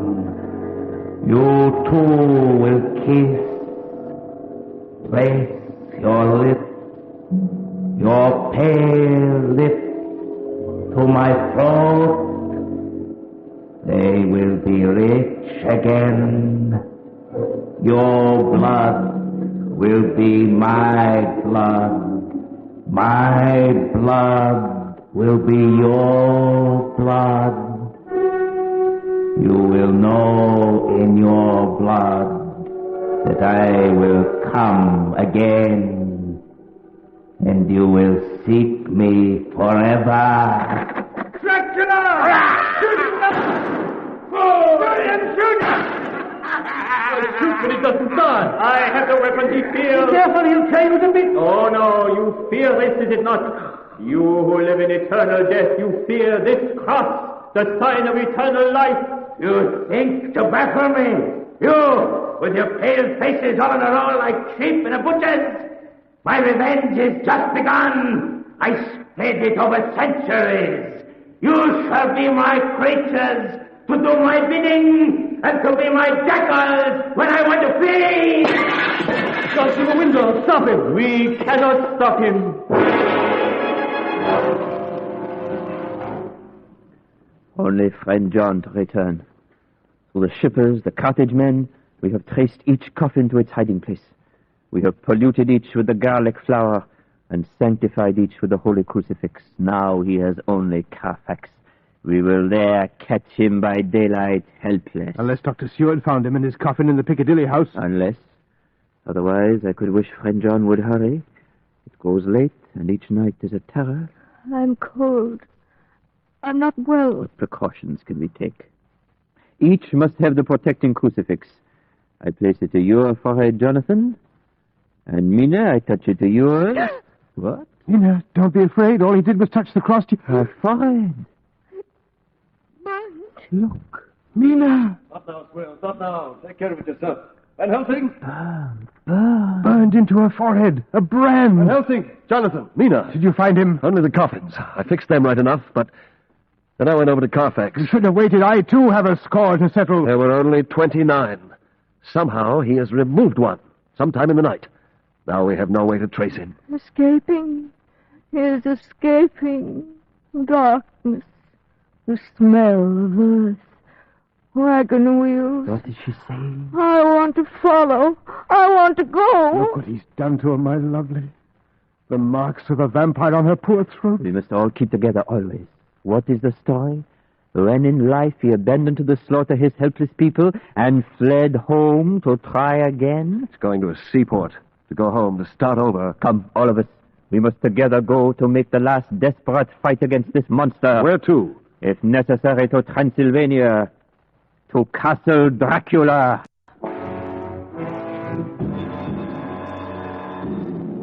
May God give him into my hands just long enough to destroy that earthly life.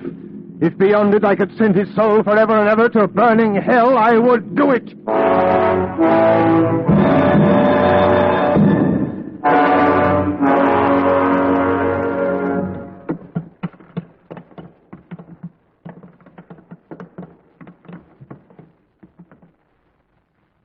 Dracula in his coffin.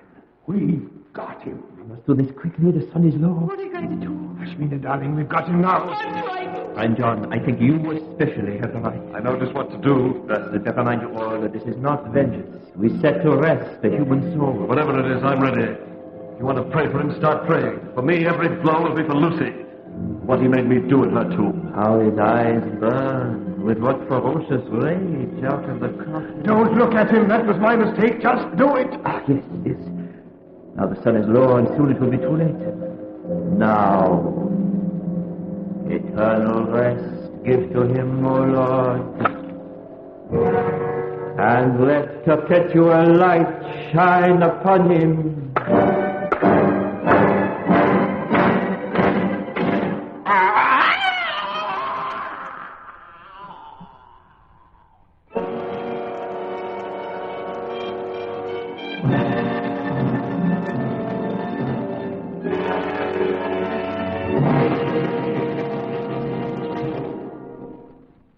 Jonathan.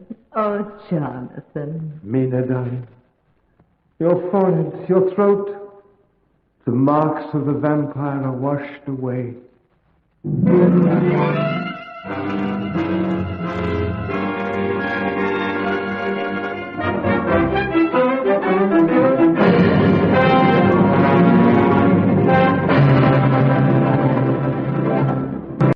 Stage 49, item 30.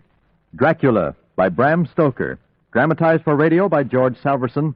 Was produced and directed by Andrew Allen with an original musical score composed and conducted by Lucio Agostini. Starred as Count Dracula, Lorne Greene. As Jonathan Harker, Alan King. With Lister Sinclair as Van Helsing. Bud Knapp as Dr. Seward. Mabel Moore as Renfield. Alice Hill as Mina. Aileen Seaton as Lucy. Diane Foster as the vampire. And Eric Christmas as Swales. The others, Tommy Tweed, Doug Haskins, Murray Westgate, Frosha Gregory, Marcia Diamond, and Lloyd Bachner. Sound by Fred Tudor and Alan Gilroy. Technical operation by Bruce Armstrong.